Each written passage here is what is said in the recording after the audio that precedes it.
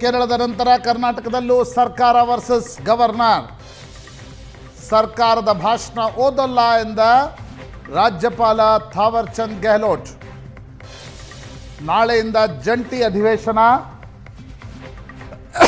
ನಾಳೆ ಬೆಳಗ್ಗೆ ಜಂಟಿ ಅಧಿವೇಶನವನ್ನು ಉದ್ದೇಶಿಸಿ ರಾಜ್ಯಪಾಲರ ಭಾಷಣ ಕಾನ್ಸ್ಟಿಟ್ಯೂಷನಲಿ ಮ್ಯಾಂಡೇಟರಿ. ರಾಜ್ಯಪಾಲ ಥಾವರ್ ಚಂದ್ ಗೆಹ್ಲೋಟ್ ಮನವೊಲಿಕೆಗೆ ಮುಂದಾದ ರಾಜ್ಯ ಸರ್ಕಾರ. ಕಾನೂನು ಸಚಿವ ಎಚ್.ಕೆ. ಪಾಟೀಲ್ ನೇತೃತ್ವದ ನಿಯೋಗದಿಂದ ರಾಜ್ಯಪಾಲ ಥಾವರ್ ಚಂದ್ ಗೆಹ್ಲೋಟ್ ಭೇಟಿ. ಕೇಂದ್ರ ಸರ್ಕಾರದ ವಿರುದ್ಧ ಕಠಿಣ ಶಬ್ದಗಳ ಬಳಕೆಯ ಹಿನ್ನೆಲೆಯಲ್ಲಿ ಭಾಷಣ ಮಾಡಲ್ಲ ಎನ್ನುತ್ತಿರುವ ರಾಜ್ಯಪಾಲ ಥಾವರ್ ಚಂದ್ ಗೆಹ್ಲೋಟ್. ಆದರೆ ಸರ್ಕಾರ ಹೇಳ್ತಾ ಇದೆ ಭಾಷಣ ಮಾಡಲ್ಲ ಅಂತ ಹೇಳ್ತಾ ಇಲ್ಲ. ಕಠಿಣ ಶಬ್ದಗಳ ಬಳಕೆಯ ಬಗ್ಗೆ ರಾಜ್ಯಪಾಲರ ಆಕ್ಷೇಪ ಇದೆ. ನಿನ್ನೆಯಷ್ಟೇ ತಮಿಳುನಾಡಿನಲ್ಲಿ ರಾಜ್ಯಪಾಲ ವರ್ಸಸ್ ಅಲ್ಲಿನ ಸ್ಟಾಲಿನ್ ಸರ್ಕಾರದ ನಡುವೆ ತಿಕ್ಕಾಟ ನಡೆದಿತ್ತು. ಕೇರಳದಲ್ಲಿ ಅಲ್ಲಿನ ರಾಜ್ಯಪಾಲ ರಾಜೇಂದ್ರ ಅರ್ಲೇಕರ್ ಮತ್ತು ಪಿನರಾಯಿ ವಿಜಯನ್ ಸರ್ಕಾರದ ನಡುವೆ ತಿಕ್ಕಾಟ ನಡೆದಿತ್ತು. ಈಗ ಕರ್ನಾಟಕದಲ್ಲಿ ಥಾವರ್ ಚಂದ್ ಗೆಹ್ಲೋಟ್ ರಾಜ್ಯಪಾಲರು ವರ್ಸಸ್ ಸರ್ಕಾರ. ರಾಜ್ಯಪಾಲರಿಗೆ ಕೆಲವು ಪ್ಯಾರಾಗಳ ಬಗ್ಗೆ ತಮ್ಮದೇ ಆಗಿರ್ತಕ್ಕಂಥ ರಿಸರ್ವೇಷನ್ಸ್ ಇವೆ. ಅವುಗಳ ಕೆಲವು ಮಾರ್ಪಾಡುಗಳನ್ನು ಏನಾದರೂ ಮಾಡೋದಿದ್ದರೆ ಮಾಡೋದಕ್ಕೆ ಸಹಜವಾಗಿ ಇಂಥ ಸಂದರ್ಭಗಳಲ್ಲಿ ನಾವು ಚರ್ಚೆ ಮಾಡ್ತೀವಿ. ಆದರೆ ಯಾವುದೇ ಪ್ಯಾರಾಗಳನ್ನು ಕೈ ಬಿಟ್ಟುಬಿಡಬೇಕು ಅಂತಂದರೆ ಅದು ನಮ್ಮ ಸರ್ಕಾರ ಏನು ನಿರ್ಣಯ ಮಾಡಿದೆ ಅದಕ್ಕೆ ತದ್ವಿರುದ್ಧವಾಗಿ ಹೋದಂಗಾಗುತ್ತೆ. ಆದರೆ ಅವರು ಕೆಲವು ಪ್ಯಾರಾಗಳನ್ನು ಕೈ ಬಿಡಬೇಕು ಅನ್ನೋದ್ರ ಬಗ್ಗೆ ತಮ್ಮದೇ ಆದ ಅಭಿಪ್ರಾಯವನ್ನು ವ್ಯಕ್ತ ಮಾಡಿದ್ದಾರೆ. ಆ ಪ್ಯಾರಾಗಳನ್ನು ಕೈ ಬಿಡ್ತಕ್ಕಂಥದ್ದು ಅಷ್ಟು ಸಮಂಜಸ ಸೂಕ್ತ ಆಗೋದಿಲ್ಲ ಅನ್ನುವಂಥ ಅಭಿಪ್ರಾಯವೂ ನಮ್ಮದಾಗಿತ್ತು. ಆದರೆ ಅವರು ಅದೇ ವಿಚಾರವನ್ನು ಕೆಲವು ಬಾರಿ ಪ್ರಸ್ತಾಪ ಮಾಡಿದರು. ನಮ್ಮ ವಿಚಾರನ ನಾವು ಪ್ರಸ್ತಾಪ ಮಾಡಿದ್ವಿ. ರಾಜ್ಯದಲ್ಲಿರ್ತಕ್ಕಂಥ ವಾಸ್ತುಸ್ಥಿತಿ, ನರೇಗಾದಂಥ ಯೋಜನೆಯನ್ನು ರಿಪೀಲ್ ಮಾಡೋದ್ರ ಮೂಲಕ ವಿ.ಬಿ. ಗ್ರಾಮ್ಜಿ ಅನ್ನೋದನ್ನು ತಗೊಂಡು ಬಂದು ಏನು ರೈತರ ಹಕ್ಕನ್ನು ಕಿತ್ಕೊಂಡಿದ್ದಾರೆ, ಕೃಷಿ ಕಾರ್ಮಿಕರ ಹಕ್ಕನ್ನು, ಕೆಲಸದ ಹಕ್ಕನ್ನು ಕಿತ್ಕೊಂಡಿದ್ದಾರೆ, ಅದರ ಬಗ್ಗೆ ನಾವು ಧ್ವನಿ ಎತ್ತಬಾರ್ದೆ. ಯಾವುದು ಕಾನೂನು ಮುಖಾಂತರ Mahatma Gandhi national rural employment guarantee act ಮುಖಾಂತರ ನಮ್ಮ ಪಂಚಾಯಿತಿಗಳು ಕೆಲಸ ಯಾವುದು ಮಾಡಬೇಕು ಅಂತ ನಿರ್ಣಯ ಮಾಡ್ತಾಯಿದ್ವು. ಆ ಪಂಚಾಯಿತಿಗಳಿಗೆ ಏನು ಅಧಿಕಾರ ಇತ್ತು ಆ ಅಧಿಕಾರವನ್ನು ಕಿತ್ಕೊಂಡು ಕೇಂದ್ರೀಕರಣ ಮಾಡಿಕೊಂಡು ದೆಹಲಿಯಲ್ಲಿ ಇಟ್ಕೊಂಡ್ರೆ ಅದ್ರ ಬಗ್ಗೆ ರಾಜ್ಯಪಾಲರ ಮುಖಾಂತರ ನಮ್ಮ ವಿಧಾನಸಭೆ ವಿಧಾನ ಪರಿಷತ್ತಿನ ಈ ಜಂಟಿ ಸದನದಲ್ಲಿ ಹೇಳಿಸಬಾರ್ದು ಅಂತಂದರೆ ಹೇಗಾಗುತ್ತೆ ಹೇಳಿ. ಅದರ ಜೊತೆಗೇ ಏನು ಅಧಿಕಾರ ವಿಕೇಂದ್ರೀಕರಣದ ದಾರಿಯೊಳಗೆ ನಾವಿದ್ವಿ.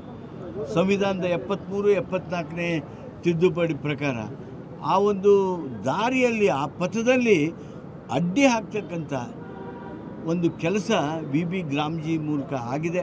ಆದ್ದರಿಂದ ಅದನ್ನು ನಾವು ಸಹಜವಾಗಿ ಟೀಕಿಸೋದಾಗಲಿ ಅಥವಾ ಮಹಾತ್ಮ ಗಾಂಧಿ ನರೇಗಾ ಆ್ಯಕ್ಟನ್ನು ಮರುಸ್ಥಾಪನೆ ಮಾಡಬೇಕು ಅಂಥೇಳಿ ಕೇಂದ್ರ ಸರ್ಕಾರಕ್ಕೆ ನಮ್ಮ ಸದನಗಳಲ್ಲಿ ಆಗ್ರಹಿಸುವಂಥದ್ದೇನಿದೆ ಅದನ್ನು ಮಾಡಬೇಕು ಅನ್ನುವಂಥ ಈ ಹಲವಾರು ಪ್ಯಾರಾಗಳಿವೆ.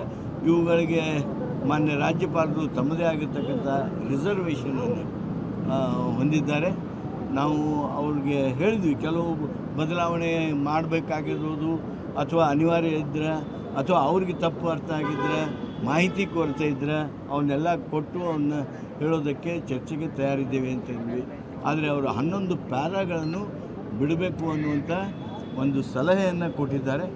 ನಾವು ಮಾನ್ಯ ಮುಖ್ಯಮಂತ್ರಿಗಳ ಜೊತೆಗೆ ಚರ್ಚೆ ಮಾಡಿ ಮುಂದೆ ನಮ್ಮ ನಿರ್ಣಯವನ್ನು ರಾಜ್ಯಪಾಲರಿಗೆ ನಾವು ಕಳಿಸ್ಕೊಡ್ತೀವಿ. ಈಗ 11 ಪ್ಯಾರಾಗಳಲ್ಲೂ ಸಹ ವಿ.ಬಿ. ರಾಮ್ಜಿ ವಿಷಯ ಮಾತ್ರ ಸೀಮಿತವಾಗಿದೆ ಅಥವಾ ಕೇಂದ್ರ ಸರ್ಕಾರದ ವಿರುದ್ಧಗಳ ವಿಷಯಗಳು ಪ್ರಸ್ತಾಪ ಆಗಿದೆ? 11 ಪ್ಯಾರಾಗಳಲ್ಲಿ ಕೇಂದ್ರ ರಾಜ್ಯದ ಸಂಬಂಧ, ಕೇಂದ್ರದ ನಿಲುವಿನಿಂದ ರಾಜ್ಯಕ್ಕಾಗಿರ್ತಕ್ಕಂಥ ಅನ್ಯಾಯ, ಕೇಂದ್ರದ ನೀತಿಯಿಂದ ರಾಜ್ಯದ ಬಡಜನರಿಗೆ ಇರ್ತಕ್ಕಂಥ ಏನು ಕೆಲಸದ ಹಕ್ಕಿತ್ತು, ರೈಟ್ ಟು ವರ್ಕ್ ಇತ್ತು, ಅದನ್ನು ಕಿತ್ಕೊಂಡಿರ್ತಕ್ಕಂಥ ವಿಚಾರ. ಹಲವಾರು ಅಭಿವೃದ್ಧಿ ಕೆಲಸಗಳು, ಕೇವಲ ಇವು 11 ಪ್ಯಾರಾ ಅಲ್ಲ, ಇನ್ನೂ ಒಂದು 100 ಪ್ಯಾರಾ ಅದಾವೆ. ಆ 100 ಪ್ಯಾರಾದಲ್ಲಿ ನಮ್ಮ ನೀತಿಯನ್ನು, ನಮ್ಮ ರಾಜ್ಯದ ಬೆಳವಣಿಗೆಯನ್ನು, ನಮ್ಮ ರಾಜ್ಯದಲ್ಲಿ ಮುಂದೆ ಆಗಬೇಕಾಗಿರ್ತಕ್ಕಂಥ ಕೆಲಸ ಕಾರ್ಯಗಳ ಬಗ್ಗೆ ನಾವು ಪ್ರಸ್ತಾಪ ಮಾಡಿದ್ದೇವೆ. ಈಗ ನಾಳೆ ಅವರು ಬರ್ತಾರೆ, ಆದರೆ ಈ ವಿಷಯಗಳಲ್ಲಿ ಇನ್ನೂ ಗೊಂದಲ ಇದೆ ಅವ್ರಿಗೆ, ಅಥವಾ ಈ 11 ಪ್ಯಾರಾಗಳನ್ನ ಓದಬೇಕು ಬೇಡವೋ ಅಥವಾ ಓದ್ತೀವಿ, ಸ್ಪಷ್ಟ ಕೊಟ್ಟಿಲ್ಲ. ಇವುಗಳ ಬಗ್ಗೆ ನಮ್ಮ ಅಭಿಪ್ರಾಯ ಅವ್ರಿಗೆ ತಿಳಿಸಿದ್ದೇವೆ, ಅವರ ಅಭಿಪ್ರಾಯ ನಮಗೆ ತಿಳಿಸಿದ್ದಾರೆ. ಅವರಿಗೆ ರಿಸರ್ವೇಷನ್ಸ್ ಇವೆ. ಮಾನ್ಯ ಮುಖ್ಯಮಂತ್ರಿಗಳ ಜೊತೆಗೆ ಚರ್ಚೆ ಮಾಡಿ ನಾವು ಅವ್ರಿಗೆ ಮುಂದೆ ಕಮ್ಯುನಿಕೇಟ್ ಮಾಡ್ತೀವಿ. ಅವರು ನಾಳೆ ಬರಬೇಕು, ನಮ್ಮ ವಿಧಾನಮಂಡಲದ ಜಂಟಿ ಅಧಿವೇಶನದಲ್ಲಿ ಭಾಷಣ ಮಾಡಬೇಕು ಅಂಥೇಳಿ ಅವ್ರಿಗೆ ವಿನಂತಿ ಮಾಡಿದ್ದೇವೆ. ಸಂವಿಧಾನದ 176 ಪ್ರಕಾರ it is mandatory for any governor to come and address. ಅದನ್ನು ತಾವು ದಯಮಾಡಿ ಬರಬೇಕು, ಭಾಷಣ ಮಾಡಬೇಕು ಅಂತೇಳಿ ಅವ್ನು ಕೋರಿದ್ದೇವೆ.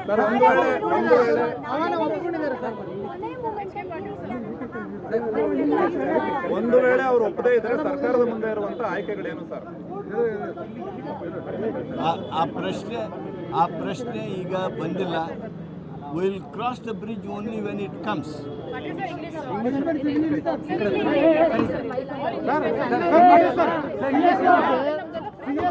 ರಾಜಭವನದಿಂದ ಕಮ್ಯುನಿಕೇಟ್ ಮಾಡಿ ಈ ತರ ಇಶ್ಯೂಗಳಿವೆ, ನಮ್ಗೆ ಆಕ್ಷೇಪಣೆ ಇದೆ, ಅಧಿವೇಶನಕ್ಕೆ ಬರಲ್ಲ ಅಂತ ರಾಜ್ಯಪಾಲ ಕಮ್ಯುನಿಕೇಟ್ ಮಾಡಿದ್ರೆ ಅಥವಾ ಆಕ್ಷೇಪಣೆಗಳು ಮಾತ್ರ? ಅವರು ಬರಲ್ಲ ಅಂತ ನಮಗೆ ಇಲ್ಲಿವರೆಗೆ ಕಮ್ಯುನಿಕೇಟ್ ಮಾಡಿಲ್ಲ. ಕೆಲವು ರಿಸರ್ವೇಷನ್ ಇದ್ದುದನ್ನು ನಮ್ಮ ಮುಖ್ಯ ಕಾರ್ಯದರ್ಶಿಗಳಿಗೆ ಹೇಳಿದರು. ಮುಖ್ಯ ಕಾರ್ಯದರ್ಶಿಗಳು ಅವನ್ನೆಲ್ಲ ಅವಲೋಕನೆ ಮಾಡಿ ಮುಖ್ಯಮಂತ್ರಿಗಳ ಜೊತೆ ಚರ್ಚೆ ಮಾಡಿ ಏನು ವಿವರವನ್ನು ಅವ್ರಿಗೆ ಕೊಡಬೇಕಾಗಿತ್ತು ಕೊಟ್ಟಿದ್ದಾರೆ.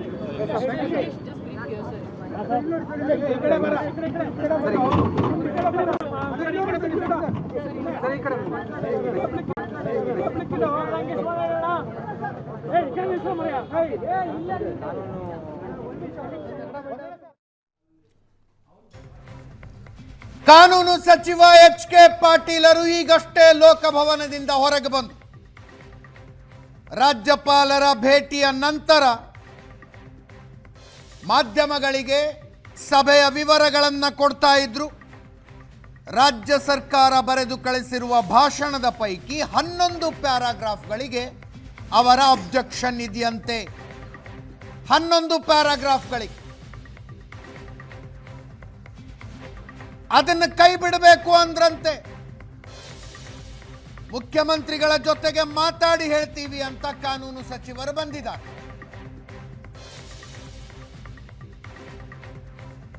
ನಾಳೆ ಆರಂಭವಾಗಲಿರುವ ವಿಶೇಷ ಅಧಿವೇಶನದಲ್ಲಿ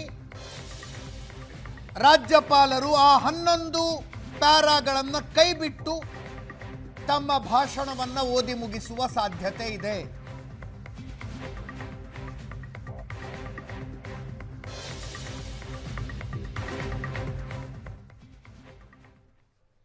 ನಿನ್ನೆ ತಾನೇ ತಮಿಳುನಾಡಿನಲ್ಲಿ ಅಧಿವೇಶನ ಆರಂಭಗೊಂಡಿತು.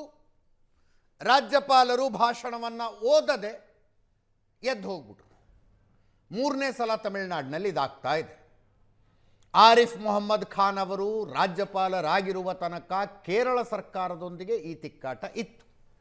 ಪಶ್ಚಿಮ ಬಂಗಾಳದಲ್ಲಿ ಈ ತಿಕ್ಕಾಟವನ್ನು ಮತ್ತೆ ನೋಡ್ತೀವಿ.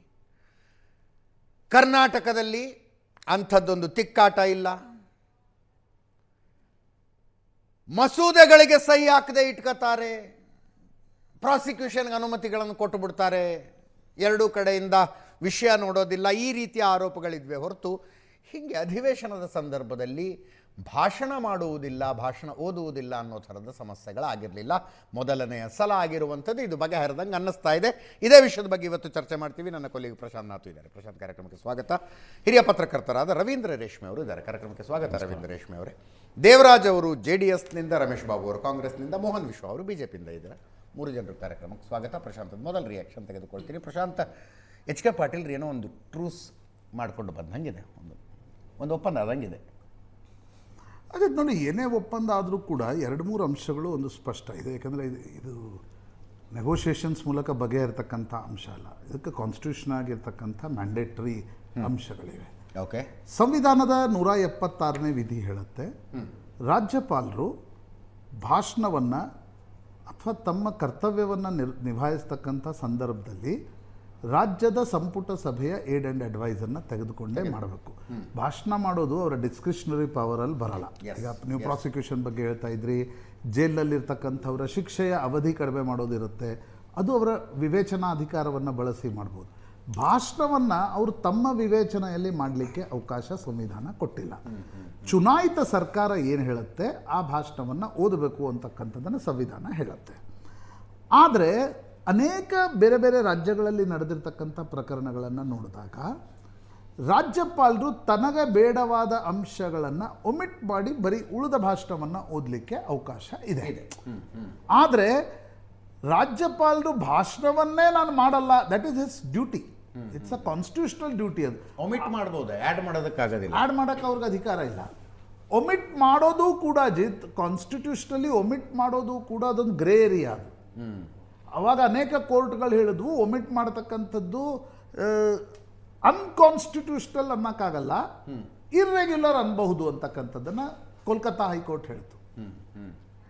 ಅದನ್ನು ಇರ್ರೆಗ್ಯುಲರ್ ಅಂದರೆ ಮಾಡಬಾರ್ದಿತ್ತು, ಅದನ್ನು ಅವ್ರು ಮಾಡ್ತಿದ್ದಾರೆ. ಬಟ್ ಅನ್ಕಾನ್ಸ್ಟಿಟ್ಯೂಷನಲ್ ಅಂತ ಹೇಳಿ ಆರ್ಟಿಕಲ್ 212 ಪ್ರಕಾರ ಅವ್ರಿಗೆ ಅದಕ್ಕೇನೋ ಶಿಕ್ಷೆ ಇದೆ, ಅದಕ್ಕೆ ಅವ್ರಿಗೇನೋ ಅವ್ರ ಮೇಲೇನೋ ನೀವು ತೆಗೆದುಕೊಳ್ಬಹುದು. ಆ ಅಧಿಕಾರವೂ ಕೂಡ ರಾಜ್ಯ ಸರ್ಕಾರಕ್ಕಿಲ್ಲ. ಹೀಗಾಗಿ ಇದೊಂದು ಗ್ರೇ ಏರಿಯಾ ಇದೆ. ಆದರೆ ರಾಜ್ಯಪಾಲರು ನಾನು ಭಾಷಣನೇ ಮಾಡೋಕ್ಕಾಗಲ್ಲ ಅಂತಕ್ಕಂಥ ಸಂದರ್ಭದಲ್ಲಿ that will precipitate a constitutional crisis. ಯಾಕಂದರೆ ರಾಜ್ಯಪಾಲರು ಮತ್ತು ರಾಷ್ಟ್ರಪತಿಗಳ ಭಾಷಣ ಇಲ್ಲದೆ ವರ್ಷದ ಮೊದಲ ಅಧಿವೇಶನ ಶುರುವೇ ಆಗಲ್ಲ. ನಾಳೆ ಅವರು ಬರಲಿಲ್ಲ ಅಂತಂದ್ರೆ ಅದೊಂದು ಕಾನ್ಸ್ಟಿಟ್ಯೂಷನಲ್ ಕ್ರೈಸಿಸ್ ಕಾರಣ ಆಗುತ್ತೆ. ಹೌದು, ನನಗನ್ಸುತ್ತೆ ಅಧಿವೇಶನ ಆಯ್ತು ಅನ್ಕೋಬೇಕ, ಆಗ್ಲಿಲ್ಲ ಅನ್ಕೋಬೇಕ ಅನ್ನೋ ಥರದ ಪ್ರಶ್ನೆಗಳು. ಆ ಅಧಿವೇಶನಕ್ಕೂ ಕೂಡ ಏನು ಮಾನ್ಯತೆ ಇದೆ ಅಂತಕ್ಕಂಥದ್ದು ಪ್ರಶ್ನೆ ಬರುತ್ತೆ. ಈಗ ನೋಡಿ, ಚೆನ್ನೈ ಬಗ್ಗೆ ಹೇಳಿದ್ರಿ, ನೀವು ತ್ರಿವೇಂದ್ರಂ ಬಗ್ಗೆ ಹೇಳಿದ್ರಿ. ಕಳೆದ 4 ವರ್ಷದಿಂದ RN ರವಿ ಭಾಷಣ ಓದ್ತಾ ಇಲ್ಲ, ವಾಕೌಟ್ ಮಾಡ್ತಿದ್ದಾರೆ. ವಾಕೌಟ್ ಮಾಡಿದ ತಕ್ಷಣ ಸ್ಟಾಲಿನ್ ಏನು ಹೇಳ್ತಾರೆ? ಭಾಷಣ ಓದಿದಂತೆ, ಭಾಷಣ ಓದಿದಂತೆ ಆಸ್ ರೆಡ್ ಅನ್ನೋದನ್ನ ನಾವು ಎಕ್ಸೆಪ್ಟ್ ಮಾಡಿಕೊಂಡು ವಿಧಾನಸಭೆ ಅದನ್ನು ಅಂಗೀಕರಿಸಬೇಕು, ಅದರ ಮೇಲಿನ ಚರ್ಚೆಗೆ ಅದನ್ನು ಅಂಗೀಕರಿಸಬೇಕು ಅಂತಕ್ಕಂಥದ್ದನ್ನ ಹೇಳ್ತಾರೆ. ರಾಜೇಂದ್ರ ಅರ್ಲೇಕರ್ ಗೋವಾ ರಾಜ್ಯದ ಸ್ಪೀಕರ್ ಕೂಡ ಆಗಿದ್ರು, ಈಗ ಕೇರಳದ ಗವರ್ನರ್ ಇದ್ದಾರೆ. ಅವರು ಕೆಲ ಭಾಷಣಗಳ ಅಂಶಗಳನ್ನೇ ಬಿಟ್ಟು ಓದಿದ್ರು. ನನಗೆ ಮುಜುಗರ ಆಗತ್ತೆ ಅನ್ನುವ ಕಾರಣ. ಆಗ ಪಿನರಾಯಿ ವಿಜಯನ್ ಬಂದು ಹೇಳಿದ್ರು ಆ ಅಂಶಗಳ ಸಮೇತವಾಗಿ ಈ ಭಾಷಣವನ್ನು ಅಂಗೀಕಾರ ಮಾಡಬೇಕು ಅಂತಕ್ಕಂಥದ್ದು. ಇಲ್ಲಿರ್ತಕ್ಕಂಥ ಪೇಚು ನನಗನ್ಸದ್ದು ಗೊತ್ತಿಲ್ಲ. ತಾವರ್ಚಂದ್ ಗೆಹ್ಲೋಟ್ ಎಲ್ಲೂ ರಾಜ್ಯಪಾಲರ ರಾಜಭವನದಿಂದ ಎಲ್ಲೂ ಪ್ರೆಸ್ ರಿಲೀಸ್ ಏನು ಬಂದಿಲ್ಲ, ನಾನು ಹೋಗ್ತೀನಿ ಹೋಗಲ್ಲ ಅಂತಕ್ಕಂಥದ್ದು. ಹೋಗಲ್ಲ ಅಂತ ಏನು ಸಂಜೆ ಸುದ್ದಿ ಬಂತು, ಹೋಗಲ್ಲ ಅಂತಂದರೆ ಅದೊಂದು ಹೊಸ ಕಾನ್ಸ್ಟಿಟ್ಯೂಷನಲ್ ಕ್ರೈಸಿಸ್ಗೆ ಕಾರಣ ಆಗ್ತಿತ್ತು. ಹೋಗಲ್ಲ ಅಂತ ಅಂದರೆ ಆಗ ಮುಂದೇನು ಅಂತಕ್ಕಂಥ ಪ್ರಶ್ನೆ ಉದ್ಭವವಾಗತ್ತೆ. ಅವಾಗ ಜುಡಿಷಿಯರಿ ಇನ್ವಾಲ್ವ್ ಆಗಬೇಕಾಗ್ತಿತ್ತು, ಅಲ್ಲ ಪ್ರಶ್ನೆಗಳಿಗೆ ಉತ್ತರ ಸಿಗಬೇಕು. ಏನೇನಾಗತ್ತೆ ಅಂತಕ್ಕಂಥದ್ದು ಒಂದು ಭಾಗ. ನನಗನ್ಸುತ್ತೆ ಅವ್ರು ನಾಳೆ ಹೋಗಿ ಕೆಲ ಅಂಶಗಳನ್ನು ಓದದೇ ಇದ್ರೆ ಕೇರಳದಲ್ಲಾದಂತೆ ತಮಿಳುನಾಡಿನಲ್ಲಾದಂತೆ ಇಲ್ಲೂ ಕೂಡ ಆಗತ್ತೆ ಅಂತಕ್ಕಂಥದ್ದು ಸ್ಪಷ್ಟ. ಈಗ ಅವ್ರು ಹೋಗಲ್ಲ ಅಂತಂದಾಗ ಯಾಕೆ ಹೋಗಲ್ಲ ಅನ್ನೋದು ಕೂಡ ಇಟ್ಸ್ ಆಲ್ ಕಾನ್ಸ್ಟಿಟ್ಯೂಷನಲ್ ಡ್ಯೂಟೀಸ್ ಅಲ್ವಾ. ಯಾಕೆ ಹೋಗಲ್ಲ ಅಂತಕ್ಕಂಥ ಪ್ರಶ್ನೆ ಬರುತ್ತೆ. ಕೆಲ ಅಂಶಗಳ ಬಗ್ಗೆ ವಿರೋಧ, ಇದೇನು ಹೊಸತಲ್ಲ ಅಂಶಗಳ ಬಗ್ಗೆ ವಿರೋಧ. ಬಿಜೆಪಿ ಅಲ್ಲಿ ಕಾಂಗ್ರೆಸ್ ಸರ್ಕಾರ ಇದ್ದಾಗ ಬಿಜೆಪಿಯವರು ಕೊಟ್ಟಾಗಲೂ ರಾಜ್ಯಪಾಲರಿಗೆ ಅನೇಕ ಅಂಶಗಳ ಬಗ್ಗೆ ಆಕ್ಷೇಪಣೆ ಇರ್ಬೋದು. ಆ ಅಂಶಗಳನ್ನು ಬಿಟ್ಟು ನೀವು ಭಾಷಣ ಮಾಡಲಿಕ್ಕೆ ಆಕ್ಚುಲಿ ಕಾನ್ಸ್ಟಿಟ್ಯೂಷನಲ್ ನಿಮ್ಗೆ ಅಧಿಕಾರ ಇಲ್ಲ. ಆದರೆ ಇತ್ತೀಚಿನ ದಿನಗಳೆಲ್ಲ ಅದೊಂದು ರೀತಿಯ ಪದ್ಧತಿಯಾಗಿ ನೋಡ್ಬೇಕು ಏನಾಗತ್ತೆ ಅಂತಕ್ಕಂಥದ್ದು. ಬಟ್ ಇದೊಂದು ಹೊಸ ರೀತಿಯಾಗಿರ್ತಕ್ಕಂಥ ಪೊಲಿಟಿಕಲ್ ಫೈಟ್ ನನಗೆ ಅನ್ಫಾರ್ಚುನೇಟ್ ಅನ್ಸುತ್ತೆ ಅಜಿತ್. ನಾಳೆ ಒಂದು ವೇಳೆ ಅವ್ರು ಬರದೇ ಇದ್ರೆ, ಬಂದು ಅವ್ರು ಏನು ಮಾಡ್ತಾರೆ ಅನ್ನೋದು ಅವರ ವಿವೇಚನೆಗೆ ಬಿಟ್ಟಿರ್ತಕ್ಕಂಥದ್ದು. ಅವ್ರು ಬರದೇ ಇದ್ರೆ that is very unfortunate decision by governor ಅಂತ ನನಗನ್ಸುತ್ತೆ. ರವೀಂದ್ರ ರೇಷ್ಮೆ 2014ರಲ್ಲಿ ಮೋದಿ ಪ್ರಧಾನಮಂತ್ರಿಯಾಗಿ ಅಧಿಕಾರ ವಹಿಸಿಕೊಂಡಾಗಲೇ ಶುರುವಾಗಿಬಿಟ್ಟಿದ್ದು ರಾಷ್ಟ್ರಾದ್ಯಂತ. Is a polarising personality. ಅಂದರೆ ಅವ್ರಿಗೆಂದೂ ಅಜಾತಶತ್ರು ಆಗ್ಲಿಕ್ಕೆ ಸಾಧ್ಯನೇ ಇಲ್ಲ. ಅತಿಯಾದ ಆರಾಧಕರು, ಇಲ್ಲ ತೀಕ್ಷ್ಣವಾದ ವಿರೋಧಿಗಳು, ಶತ್ರುಗಳು. ಇದೇ ಮನೋಧರ್ಮ ಮೋದಿಯವ್ರ ಸರ್ಕಾರ ನೇಮಕ ಮಾಡ್ತಾ ಬಂದ ಗವರ್ನರ್ಗಳಲ್ಲೂ ಕೂಡ ಕೆಲವರಲ್ಲಿ ಅದು ವಿಶೇಷವಾಗಿ ಎದ್ದು ಕಾಣೋಕ್ಕೆ ಶುರು ಆಗ್ಬಿಡ್ತು ಆ ಪ್ರವೃತ್ತಿ. ಫೈಟಿಂಗ್ ಸ್ಪಿರಿಟ್ ಸ್ವಲ್ಪ ಜಾಸ್ತಿ ಇತ್ತು. ಅದರಲ್ಲೂ ಪಶ್ಚಿಮ ಬಂಗಾಳದ ಗವರ್ನರ್ ಆಗಿದ್ದರು ಜಗದೀಪ್ ಧನ್ಕರ್, ಅವ್ರದ್ದು ಹೊಸ ಪರಂಪರೆ ಶುರು ಮಾಡಿಬಿಟ್ರು. ಪ್ರತಿನಿತ್ಯ ಮುಖ್ಯಮಂತ್ರಿ ಕೂಡ ಅಷ್ಟೇ ಅಗ್ರೆಸಿವ್ ಚೀಫ್ ಮಿನಿಸ್ಟರ್, ಆಕೆಯವರು ಆಕ್ರಮಣಕಾರಿ ಮನೋಭಾವದ ಮುಖ್ಯಮಂತ್ರಿ.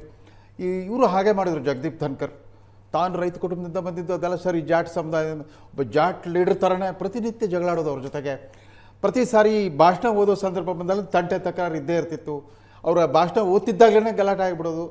ಆದರೆ ಅದನ್ನು ಇನ್ನೊಂದು ಹೆಜ್ಜೆ ಮೇಲಕ್ಕೆ ತೊಗೊಂಡವರು ತಮಿಳುನಾಡಿನ ಗವರ್ನರ್ ಈ ರವೀಂದ್ರ ನಾರಾಯಣ್ ರವಿ ಅಂತ ಅವ್ರ ಹೆಸರು. ಬಿಹಾರಿ ಮೂಲದ IPS ಅಧಿಕಾರಿ. ಎಲ್ಲಕ್ಕಿಂತ ಮುಖ್ಯವಾಗಿ ಅವ್ರು ಕೆಲಸ ಮಾಡಿದ್ದೆ CBI ಡೈರೆಕ್ಟರು ಮತ್ತು ಇಂಟೆಲಿಜೆನ್ಸ್ ರಾನಲ್ಲಿದ್ದರು. ಆಮೇಲೆ ಅವರು ಕಟ್ಟಕಡೆ ಹುದ್ದೆ ಯಾವುದು ಅಂತಂದರೆ ಈ legendary intelligence officer Ajit Doval ಕೈ ಕೆಳಗೆ ಅವರು ಸಹಾಯಕ ಡೆಪ್ಟಿ ಸೆಕ್ಯೂರಿಟಿ ಅಡ್ವೈಸರ್ ಆಗಿದ್ದರು. ಸೊ ಅಜಿತ್ ದೋವಲ್ ಅಖಾಡದಲ್ಲಿ ತಯಾರಾಗಿ ತಾಲೀಮ್ ಮಾಡ್ಕೊಂಡು ಬಂದಿರೋ ಬೋಸು ಈ ರವಿ ಬಂದ ದಿವಸದಿಂದ DMK ಸರ್ಕಾರದ ಜಗಳ. ಅವರು ಮುಖ್ಯಮಂತ್ರಿ ಜೊತೆಗೆ ವ್ಯಕ್ತಿಗತವಾದ ಒಂದು ನಾಗರಿಕ ಬಾಂಧವ್ಯವನ್ನು ಕೂಡ ಇಟ್ಕೊಳ್ತಾ ಇಲ್ಲ. ಎಷ್ಟರ ಮಟ್ಟಿಗೆ ಅಂದರೆ ಪ್ರತಿ ವರ್ಷ ಸ್ವಾತಂತ್ರ್ಯೋತ್ಸವ ದಿನಾಚರಣೆ ಸಂದರ್ಭದಲ್ಲಿ ಅವರು ಚಹಾ ಕೂಟಕ್ಕೆ ಕರೀತಾರೆ. ಅದನ್ನು ರಾಜ್ಯ ಸರ್ಕಾರ ಬಹಿಷ್ಕರಿಸುತ್ತೆ, ಮುಖ್ಯಮಂತ್ರಿ ಹೋಗೋದಿಲ್ಲ ಅಲ್ಲಿ. ಆಮೇಲೆ ಮುಖ್ಯಮಂತ್ರಿ ಈ ಅಧಿವೇಶನಕ್ಕೆ ಆಹ್ವಾನಿಸಿದಾಗಲೆಲ್ಲ ಬಂದಾಗಲೆಲ್ಲ ರಾಷ್ಟ್ರಗೀತೆ ನುಡಿಸಲಿಲ್ಲ, ಮೊದಲು ಯಾಕೆ ನುಡಿಸಲಿಲ್ಲ, ಆಮೇಲೆ ಯಾಕೆ ನುಡಿಸಿದ್ರಿ, ಈ ಥರ ತಕರಾರು ಇದ್ಬಿಟ್ಟು ದಿಢೀರ್ ವಾಕೌಟ್ ಮಾಡಿಬಿಡೋದು. ಅಂದರೆ ಸಭಾ ಗೌರವ ಅನ್ನೋದು, ಸಭಾ ಮರ್ಯಾದೆ, ಸಭಾ ಗೌರವ ಅನ್ನೋದು ಮೊದಲೆಲ್ಲ ಇರ್ತಿತ್ತು. ಆ ಡೆಕೋರಮ್ ಮೇಂಟೈನ್ ಮಾಡಬೇಕು, ಅದು ರಾಜ್ಯಪಾಲರು ಮೇಂಟೈನ್ ಮಾಡಬೇಕು, ಮುಖ್ಯಮಂತ್ರಿ ಮೇಂಟೈನ್ ಮಾಡಬೇಕು. ಇಬ್ಬರ ಮೇಲೂ ಸಮಾನ ಜವಾಬ್ದಾರಿ ಇರುತ್ತೆ. ಅವರು ಚುನಾಯಿತ ಮುಖ್ಯಸ್ಥರಲ್ಲ, ಸಂವಿಧಾನಾತ್ಮಕ ಮುಖ್ಯಸ್ಥರು. ಯಾಕಂದ್ರೆ ಮೈ ಗೌರ್ಮೆಂಟ್ ಅಂತಲೇ ಓದಬೇಕಾಗುತ್ತೆ. ಭಾಷಣ ಇದ್ದಕ್ಕೂ ನನ್ನ ಸರ್ಕಾರ ಅಂತ. ಈ ಅಧಿವೇಶನ ಇತ್ತಲ್ಲ, ಇದು ಭಾಳ ಅಪರೂಪದ ಅಧಿವೇಶನ. ಈಗ ಮೊದಲೇ ಈ ಅಧಿವೇಶನ ಉದ್ದೇಶ ಘೋಷಣೆ ಮಾಡಿಬಿಡುತ್ತೆ ನಮ್ಮ ಸರ್ಕಾರ. ಘೋಷಣೆ ಮಾಡಿದ ಹೋಗಿದ್ರೆ ಈ ಪ್ರಾಬ್ಲಮ್ ಬರ್ತಿರ್ಲಿಲ್ಲ. ಇದು ಜಿ ರಾಮ್ಜಿ ಕಾನೂನನ್ನು ವಿರೋಧಿಸಿ ನಾವು ನಿರ್ಣಯ ಪಾಸ್ ಮಾಡಲಿಕ್ಕೆ ಅಂತ ಕರೆದು ವಿಶೇಷ ಅಧಿವೇಶನ. ಅದಕ್ಕೊಂದು ಕಾಂಗ್ರೆಸ್ ಒಳಗೇನೆ ಒಂದು ರಾಜಕೀಯ ಆಯಾಮ ಬೇರೆ ಇದೆ. ಮುಖ್ಯಮಂತ್ರಿ ಪದವಿಗಾಗಿ ನಡೆತಿರೋ ಪೈಪೋಟಿನಲ್ಲಿ ಅಟೆನ್ಷನ್ ಡೈವರ್ಸ್ ಮಾಡಲಿಕ್ಕೆ ಇದೊಂದು ವಿಶೇಷ ಅಧಿವೇಶನ ಕರೆದಾರೆ ಅಂತಂದ್ಬಿಟ್ಟು ಮೊದಲೇ ಉದ್ದೇಶ ಘೋಷಣೆ ಮಾಡಿದ್ರಿಂದ ಸಂಸತ್ತಿನ ಉಭಯ ಸದನದಲ್ಲಿ ಪಾಸಾಗಿ ರಾಷ್ಟ್ರಪತಿ ಅನುಮೋದನೆ ಪಡೆದ ಆ್ಯಕ್ಟ್ ಆಗಿ ಬಂದುಬಿಟ್ಟಿದೆ. ನೀವು ಕಲಾಪದಲ್ಲಿ ಅದನ್ನು ಮಾಡ್ಬೋದಾಗಿತ್ತು, ಆ ನಿರ್ಣಯ ಎಲ್ಲ ತರೋದು. ರಾಜ್ಯಪಾಲರ ಭಾಷಣದಲ್ಲಿನ ಜಿ ರಾಮ್ಜಿ ಆ್ಯಕ್ಟ್ನ ಸಿಕ್ಕಾಪಟ್ಟೆ ಖಂಡಿಸಿ, ಅಂದರೆ ರಾಜಕೀಯ ವೇದಿಕೆ ಮೇಲೆ ಯಾವ ರೀತಿ ಖಂಡಿಸಿರೋ ಅದೇ ಥರದ ಮಾತುಗಳನ್ನ ಹಾಕಿದಾಗ ರಾಜ್ಯಪಾಲರಿಗೆ ಮುಜುಗರ ಆಗುತ್ತೆ ಅದು ಓದಲಿಕ್ಕೆ. ಅವ್ರು ರಾಷ್ಟ್ರಪತಿಗಳ ಪ್ರತಿನಿಧಿ, ತನ್ನದೇ ಸರ್ಕಾರ ಮಾಡಿರೋ ಕಾನೂನನ್ನು, ಈಗಾಗಲೇ ಅನುಷ್ಠಾನಗೊಂಡಿರೋ ಕಾನೂನನ್ನು ಹೀಗೆ ಹೀನಾಮಾನವಾಗಿ ಖಂಡಿಸ್ಲಿಕ್ಕಾಗಲ್ಲ.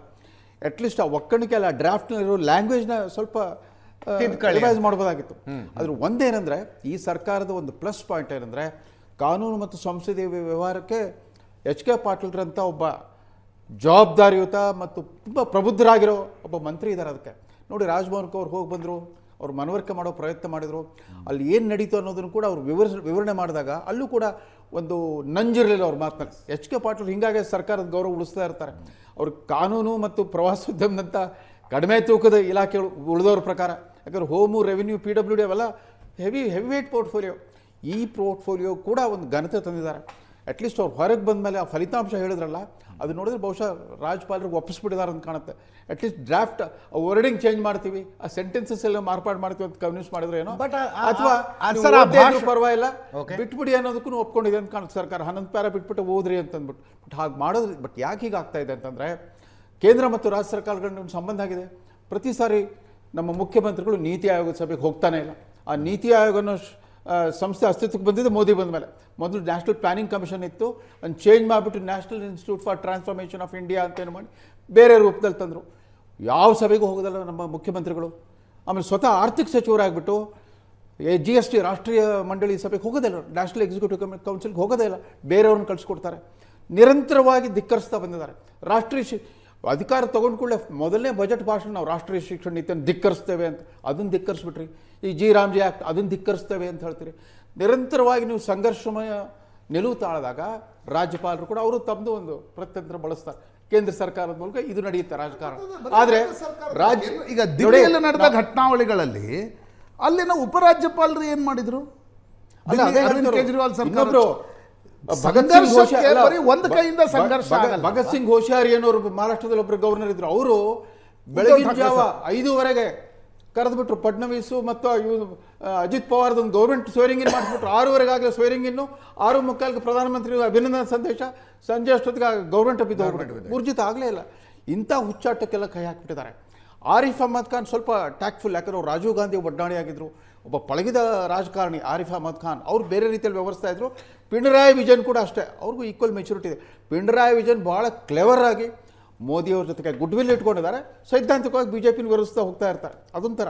ಬಟ್ ಕರ್ನಾಟಕ ಸರ್ಕಾರ ಸೈದ್ಧಾಂತಿಕವಾಗೂ ರಾಜಕೀಯವಾಗೂ ಎಲ್ಲ ರೀತಿಯಿಂದ ಕೇಂದ್ರ ಸರ್ಕಾರ ವಿರುದ್ಧ ಯುದ್ಧ ಸಾರ್ಬಿಟ್ಟಿದೆ. This second war after rejection of national education policy, rejection of G Ramji. But ಇದು ನಡಿಬಾರ್ದಾಗಿತ್ತು, ಬಟ್ ನಡೀಲಿ. ಯಾಕಂದ್ರೆ ಇವತ್ತು ನಾವು ಟ್ರಂಪ್ ಯುಗದಲ್ಲಿದ್ದೀವಿ. ಇದುವರೆಗಿನ ಎಲ್ಲ ಸ್ಥಾಪಿತ ಸಂಪ್ರದಾಯಗಳು, ಆಚರಣೆಗಳು ಅದೆಲ್ಲ ಅದು ಹೋಗ್ಬಿಟ್ಟಿದೆ. ಈಗ ಅದು ಬಿಟ್ಬಿಡಿ. ಆಲ್ ಡೆಕೋರಮ್ಸ್ ಆಫ್ ಇಂಟರ್ನ್ಯಾಷನಲ್ ಡಿಪ್ಲೊಮಸಿಯಲ್ಲಿ ಇದ್ದ ಪ್ರೋಟೋಕಾಲ್ ಎಲ್ಲ ಧಿಕ್ಕರಿಸ್ತಾ ಹೋಗ್ತಾ ಇದ್ದಾರೆ. ಸೊ ಭಾರತದಲ್ಲಿ ಒಂದು ಹೊಸ ಪೀಳಿಗೆ ನಾಯಕತ್ವ ಬಂದ್ಬಿಟ್ಟಿದೆ. ನೋಡೋಣ ಇದ್ರ ಪರಿಣಾಮ. ಎಸ್ ರಮೇಶ್ ಬಾಬು ಅವರೇ, ನಿನ್ನೆ ತಮಿಳುನಾಡು ರಾಜಭವನದಿಂದ ಹೊರಡಿಸಲಾದಂಥ ಪತ್ರಿಕಾ ಪ್ರಕಟಣೆಯನ್ನು ನೋಡ್ತಾ ಇದ್ದೆ. ಫ್ಯಾಕ್ಚುಯಲ್ ಎರರ್ಸ್ ಆದರೂ ನಮ್ಮ ಹತ್ರ ಹೇಳಿಸ್ಬೇಡಿ ಅಂತಾರೆ ಅವರು. ಫ್ಯಾಕ್ಚುಯಲ್ ಎರರ್ಸ್ 12 ಲಕ್ಷ ಕೋಟಿ ರೂಪಾಯಿಯ ಹೂಡಿಕೆ ತಮಿಳುನಾಡಿಗೆ ಬಂದಿದೆ, ಎಲ್ಲಿ ಬಂದಿದೆ ಹೇಳಿ ಅಂತ. ಈ ರೀತಿಯ ಫ್ಯಾಕ್ಚುಯಲ್ ಎರರ್ಗಳನ್ನು ಹೇಳು ಅಂತಂದ್ರೆ ನಮಗೆ ಹೇಳೋದಕ್ಕಾಗೋದಿಲ್ಲ ಅಂತಾರೆ. ಒಂದು ಮಧ್ಯಮ ಮಾರ್ಗ ಬೇಕಲ್ವಾ? ತಮಿಳುನಾಡು ರಾಜ್ಯಪಾಲರಿಗೆ ಈಗಾಗಲೇ ಸುಪ್ರೀಂ ಕೋರ್ಟು ಚೀಮಾರಿ ಹಾಕಿದೆ. ತಮಗೆ ತಮಿಳುನಾಡು ರಾಜ್ಯಪಾಲರು ಆದರ್ಶಮಯವಾಗಿ ಕಾಣ್ತಾ ಇದ್ದರೆ ಅದಕ್ಕೆ ನಾನು ಕೇಳಿ ಈಗ ತಾವು ಹೇಳ್ದಾಗ ನಾನು ಹೇಳ್ಬೇಕಲ್ಲ ಸರ್. ಈಗ ನೀವು ಅವ್ರು ನೋಟ್ ಹಾಕಿದ ಪ್ರಸ್ತಾವ ಮಾಡಿದಾಗ ಉತ್ತರ ಕೊಡೋದು ಬೇಡ, ನೀವು ಮಾತಾಡಿ ಕೇಳ್ಕೊಂಡು ಕೂತ್ಕೊತೀನಿ. ತಮಿಳುನಾಡು ರಾಜ್ಯಪಾಲರು ಕೇಳಿ, ಅದನ್ನೇ ಹೇಳಿ ದಯಮಾಡಿ. ತಮಿಳುನಾಡು ರಾಜ್ಯಪಾಲರಿಗೆ ತಮಿಳುನಾಡು ಸರ್ಕಾರ ಆಗಿದಂಥ ಪಿಟಿಷನಲ್ಲಿ ಸುಪ್ರೀಂ ಕೋರ್ಟು ಚೀಮಾರಿ ಹಾಕಿದೆ. He has no business to interfere with the political affairs of the state government. ಹೌದು, ಅವರು ರಾಜಕಾರಣ ಮಾಡೋಕ್ಕೆ ಬಂದರೆ ರಾಜೀನಾಮೆ ಕೊಟ್ಟು ಬಂದು ರಾಜಕಾರಣ ಮಾಡಲಿ, ತಮಿಳ್ನಾಡಲ್ಲೇ ಚುನಾವಣೆ ನಿಂತ್ಕೊಳ್ಳಿ, ತಮಿಳ್ನಾಡಲ್ಲೇ ರಾಜಕಾರಣ ಮಾಡಲಿ, ಖಂಡಿತ ವಿರೋಧ ಇಲ್ಲ. ಈಗ ನಮ್ಮ ಆಗಲೇ ಹೇಳ್ತಾ ಇದ್ರು ರೇಷ್ಮೆ ಅವರು, ಹೇಳ್ತೀನಿ ಅದಕ್ಕೆ ಬರ್ತೀನಿ. ಅವ್ರು ಸಿದ್ದರಾಮಯ್ಯ ವಿಷಯನ ಭಾಳ ಸಲ ಎಳ್ಕೊಂಬಂದು ಪ್ರಸ್ತಾಪ ಮಾಡ್ತಾರೆ, ಆಮೇಲೆ ಬರ್ತೀನಿ. ನಾತೋ ಹೇಳಿದ ಅಷ್ಟು ವಿಚಾರನ ಎಂಡಾಸ್ ಮಾಡ್ತೀನಿ. ಅವ್ರು ಭಾಳ ಬ್ಯಾಲೆನ್ಸ್ ಆಗಿ ಇವತ್ತೇನು ಪರಿಸ್ಥಿತಿ ಇದೆ, ಗವರ್ನರ್ ಲಿಮಿಟೇಷನ್ಸ್ ಏನು ಅಷ್ಟನ್ನು ಮಾತಾಡಿದ್ದಾರೆ. ನೋಡಿ, ನಮ್ಮ ದೇಶದ ಸಂವಿಧಾನ ಬ್ರಿಟಿಷರ ಸಂವಿಧಾನದ ಬಹುತೇಕ ಅನುಕರಣೆ ಮಾಡಿರ್ತಕ್ಕಂಥದ್ದು. ಅದು ಅಲಿಖಿತ ಸಂವಿಧಾನ ಬ್ರಿಟಿಷ್ ಸರ್ಕಾರದ್ದು. ಅಲ್ಲಿ ಅವ್ರ ಇನ್ಫ್ಲೂಯೆನ್ಸ್ ಮೇಲೆ ನಾವು ಅದೇ ಸಂವಿಧಾನ ಇಲ್ಲಿ ತಗೊಂಡು ಏನು ರಾಷ್ಟ್ರ ಮಟ್ಟದಲ್ಲಿ ರಾಷ್ಟ್ರಪತಿಗಳು, ಸ್ಟೇಟ್ ಮಟ್ಟದಲ್ಲಿ ಗವರ್ನರ್ಗಳು ಹೆಡ್ ಆಫ್ ದ ಗೌರ್ನಮೆಂಟು, ಅವ್ರಿಗೇನು ಅವ್ರು ಎಲೆಕ್ಟ್ ಆದವರಲ್ಲ ಮತ್ತೊಂದಲ್ಲ. ಬಟ್ ಒಂದಂತೂ ನಾನು ಕ್ಲಾರಿಫೈ ಮಾಡ್ತೀನಿ, ಕರ್ನಾಟಕದಲ್ಲಿ ಗೆಲೇಟ್ ಅವರು ಅಷ್ಟೊಂದು ಸಂಘರ್ಷಕ್ಕೆ ಅವಕಾಶ ಕೊಟ್ಟಿಲ್ಲ. ಸಣ್ಣ ಪುಟ್ಟ ಅವರು ಭಿನ್ನಾಭಿಪ್ರಾಯ ಬಂದಿರೋ ಎಕ್ಸ್ಪ್ರೆಸ್ ಮಾಡಿದ್ದಾರೆ. ಇವತ್ತು ಸಹ ಅವ್ರು ಬರಲ್ಲ ಅಂತ ಎಲ್ಲೂ ಹೇಳಿಲ್ಲ. ಅವರು ಭಾಷಣಕ್ಕೆ ತಮ್ಮ ಅಸಮ್ಮತಿ ಕೆಲವು ಪ್ಯಾರಾಗಳಿಗೆ ಹೇಳಿದ್ದಾರೆ. ಈಗ ಎಚ್ ಕೆ ಪಾಟೀಲ್ ಹೋಗಿದ್ದಾರೆ, ಸರ್ಕಾರ ಪರವಾಗಿ ಕನ್ವಿನ್ಸ್ ಮಾಡೋಂಥ ಪ್ರಯತ್ನ ಮಾಡಿದ್ದಾರೆ. ಅದೇನಿರುತ್ತೆ ಅದನ್ನು ಮಾಡ್ತಾರೆ. ಮತ್ತು ಇನ್ನೂ ಒಂದು ಹೇಳ್ತೀನಿ, ಇದೇನು ಮೊದಲಲ್ಲ. ಕರ್ನಾಟಕದಲ್ಲಿ ಹಿಂದೇನು ಹಲವಾರು ಸಂದರ್ಭಗಳಲ್ಲಿ ಈ ಥರದ ಸಂಘರ್ಷಗಳು ಆಗಿದೆ. ಹಿಂದಿನಲ್ಲಿ ಮಾತಾಡಬೇಕು, ಕನ್ನಡದಲ್ಲಿ ಮಾತಾಡಬೇಕು, ಇಂಗ್ಲೀಷಲ್ಲಿ ಮಾತಾಡಬೇಕು ಅಂತೇಳಿ ನಮ್ಮ ದೊಡ್ಡ ಮಟ್ಟದ ಪ್ರತಿಭಟನೆಗಳು ನಮ್ಮ ವಿಧಾನಸಭೆಯಲ್ಲಿ ಜಂಟಿ ಅಧಿವೇಶನದಲ್ಲಿ ಆಗಿದೆ. ಪ್ರಾಥಮಿಕವಾಗಿ 3 ಅಧಿವೇಶನ ನಡೀತವೆ. ಒಂದು ಬಜೆಟ್ ಅಧಿವೇಶನ, ಎರಡನೇದು ಮಳೆಗಾಲದ ಅಧಿವೇಶನ, ಮತ್ತು ಚಳಿಗಾಲದ ಅಧಿವೇಶನ. 3 ಅಧಿವೇಶನ. ಇದು ಒಂದು ಪ್ರೆಸಿಡೆಂಟು ನಾವು ನಡೆಸ್ಕೊಂಬಂದಿರ್ತಕ್ಕಂಥದ್ದು. ಮೊದಲನೇ ಸರ್ಕಾರ, ಹೊಸ ಚುನಾಯಿತ ಸರ್ಕಾರ ಬಂದಂಥ ಸಂದರ್ಭದಲ್ಲಿ ಅಥವಾ ಮೊದಲನೇ ಬಜೆಟ್ ಕೊಡುವಂಥ ಸಂದರ್ಭದಲ್ಲಿ ಜಾಯಿಂಟ್ ಇದನ್ನು ಸಮಾವೇಶವನ್ನು, ಸದನವನ್ನು ಉಲ್ಲೇಖ ಮಾಡಿ ಸಾಮಾನ್ಯವಾಗಿ ರಾಜ್ಯಪಾಲರು ಭಾಷಣ ಮಾಡ್ತಾರೆ. ಇಡೀ ದೇಶದಲ್ಲಿ ಇರ್ತಕ್ಕಂಥದ್ದು 7 ರಾಜ್ಯದಲ್ಲಿ 2 ಸದನ ಇರ್ತಕ್ಕಂಥದ್ದು, ವಿಧಾನ ಪರಿಷತ್ತು, ವಿಧಾನಸಭೆ. ಅದು ಬಿಟ್ಟರೆ ಉಳಿದಂತೆ ಎಲ್ಲ ಒಂದೇ ಸದನ ಇರ್ತಕ್ಕಂಥದ್ದು. ಆಗಲೇ ಅವರು ಒಂದು ಪದ ಬಳಸಿದ್ರು, it is A mandatory provision. ಅವರು ಓದೋಕ್ಕೆ ಇಷ್ಟ ಇಲ್ಲ ಅಂದರೆ ಭಾಷಣ ಟೇಬಲ್ ಮಾಡಿ ಹೊರಟೋಗ್ಬೋದು, ಅಥವಾ ಪ್ಯಾರ ಬಿಟ್ಟು ಓದ್ರು ಅಂತ ಇಟ್ಕೊಳ್ಳಿ. ಬಟ್ ಆ ಭಾಷಣದ ಮತ್ತೆ ಡಿಬೇಟ್ ಆಗೇ ಆಗುತ್ತೆ ಸದನದೊಳಗಡೆ. ಏನು ಸರ್ಕಾರ ಒಂದು ಭಾಷಣವನ್ನು ಪ್ರಿಪೇರ್ ಮಾಡಿರ್ತಾರೆ ಅದು ಭಾಷಣ ಆಗೇ ಆಗುತ್ತೆ. ಬಟ್ ಇಲ್ಲಿವರೆಗೂ ಬಂದಿರತಕ್ಕಂಥ ಕರ್ನಾಟಕದ ಅಧಿವೇಶನಗಳಲ್ಲಿ ಆ ಥರದ ದೊಡ್ಡ ಮಟ್ಟದ ಸಂಘರ್ಷಗಳು ಆಗಿಲ್ಲ. ನೀವು ಬದ್ರಿನಾರಾಯಣ್ ಇರ್ಬೋದು, ರಾಜ್ಯಪಾಲರು, ರಮಾದೇವಿಯವರು ಇರ್ಬೋದು, ಇನ್ನು ನಮ್ಮ ಇವರು ಸೆಂಟ್ರಲ್ ಲಾ ಮಿನಿಸ್ಟರ್ ಒಬ್ಬರಿದ್ದರು, ಭಾಳ ಜನ ಎಲ್ಲೂ ಸಹ ಭಾರದ್ವಾಜ್ ಇದ್ದಾರೆ. ಅದಕ್ಕೆ ಮುಂಚೆ ಖುರ್ಷದ್ ಆಲಿಮ್ ಖಾನ್ ಇದ್ದರು, ಭಾಳ ಜನ. ಮತ್ತು ವೆಂಕಟ ಸುಬ್ಬಯ್ಯನವರು ಯಾರೋ ಒಬ್ಬರಿದ್ದರು, ರಮಾದೇವಿ ಇದ್ದರು. ಈ ಥರ ಸಣ್ಣ ಪುಟ್ಟ ಭಿನ್ನಾಭಿಪ್ರಾಯ ಬಿಟ್ಟರೆ ಈ ದೊಡ್ಡ ಮಟ್ಟದ ಸಂಘರ್ಷ ಯಾವತ್ತೂ ಆಗಿಲ್ಲ. ಮತ್ತು ಇವತ್ತೇನು ರಾಜಭವನದಲ್ಲಿ ಬಂದಿರತಕ್ಕಂಥದ್ದು ಒಂದು ಸಂಘರ್ಷ ಅಂತ ಹೇಳೋದೇ ಇಲ್ಲ. ಅವರ ಅಭಿಪ್ರಾಯ ಒಂದು ಏನಲ್ಲಿ ಒಂದು ಭಾಷಣದ ಬಗ್ಗೆ ಬಂದಿದೆ, ನನಗಿದು ಇಷ್ಟ ಇಲ್ಲ ಅನ್ನೋ ಮಾತನ್ನು ಅವರು ಸರ್ಕಾರಕ್ಕೆ ಮುಟ್ಟಿಸಿದ್ದಾರೆ. ಅದನ್ನು ಸರ್ಕಾರ ಅವ್ರಿಗೆ ಹೆಂಗೆ ಕನ್ವಿನ್ಸ್ ಮಾಡಬೇಕೋ ಮಾಡ್ತಾ ಇದೆ. ಬಿಟ್ಟರೆ ಅದೇನು ದೊಡ್ಡ ಮಟ್ಟದ ಸಂಘರ್ಷ ಅಲ್ಲ. ಮತ್ತು ನನಗೆ ಗೊತ್ತಿರೋಂಗೆ ಕರ್ನಾಟಕದಲ್ಲಿ ಈಗಿರೋ ರಾಜ್ಯಪಾಲರು ಸರ್ಕಾರ ಜೊತೆ ಸಾಕಷ್ಟು ಹೊಂದಾಣಿಕೆಯಲ್ಲೇ ಹೋಗ್ತಾ ಇದ್ದಾರೆ. ಎಲ್ಲೋ ಸಣ್ಣ ಪುಟ್ಟದ ವ್ಯತ್ಯಾಸಗಳಿರೋಂಥದ್ದು ಸಹಜ ಡೆಮಾಕ್ರಸಿನಲ್ಲಿ. ಅದು ಒಂದು ಕಡೆ.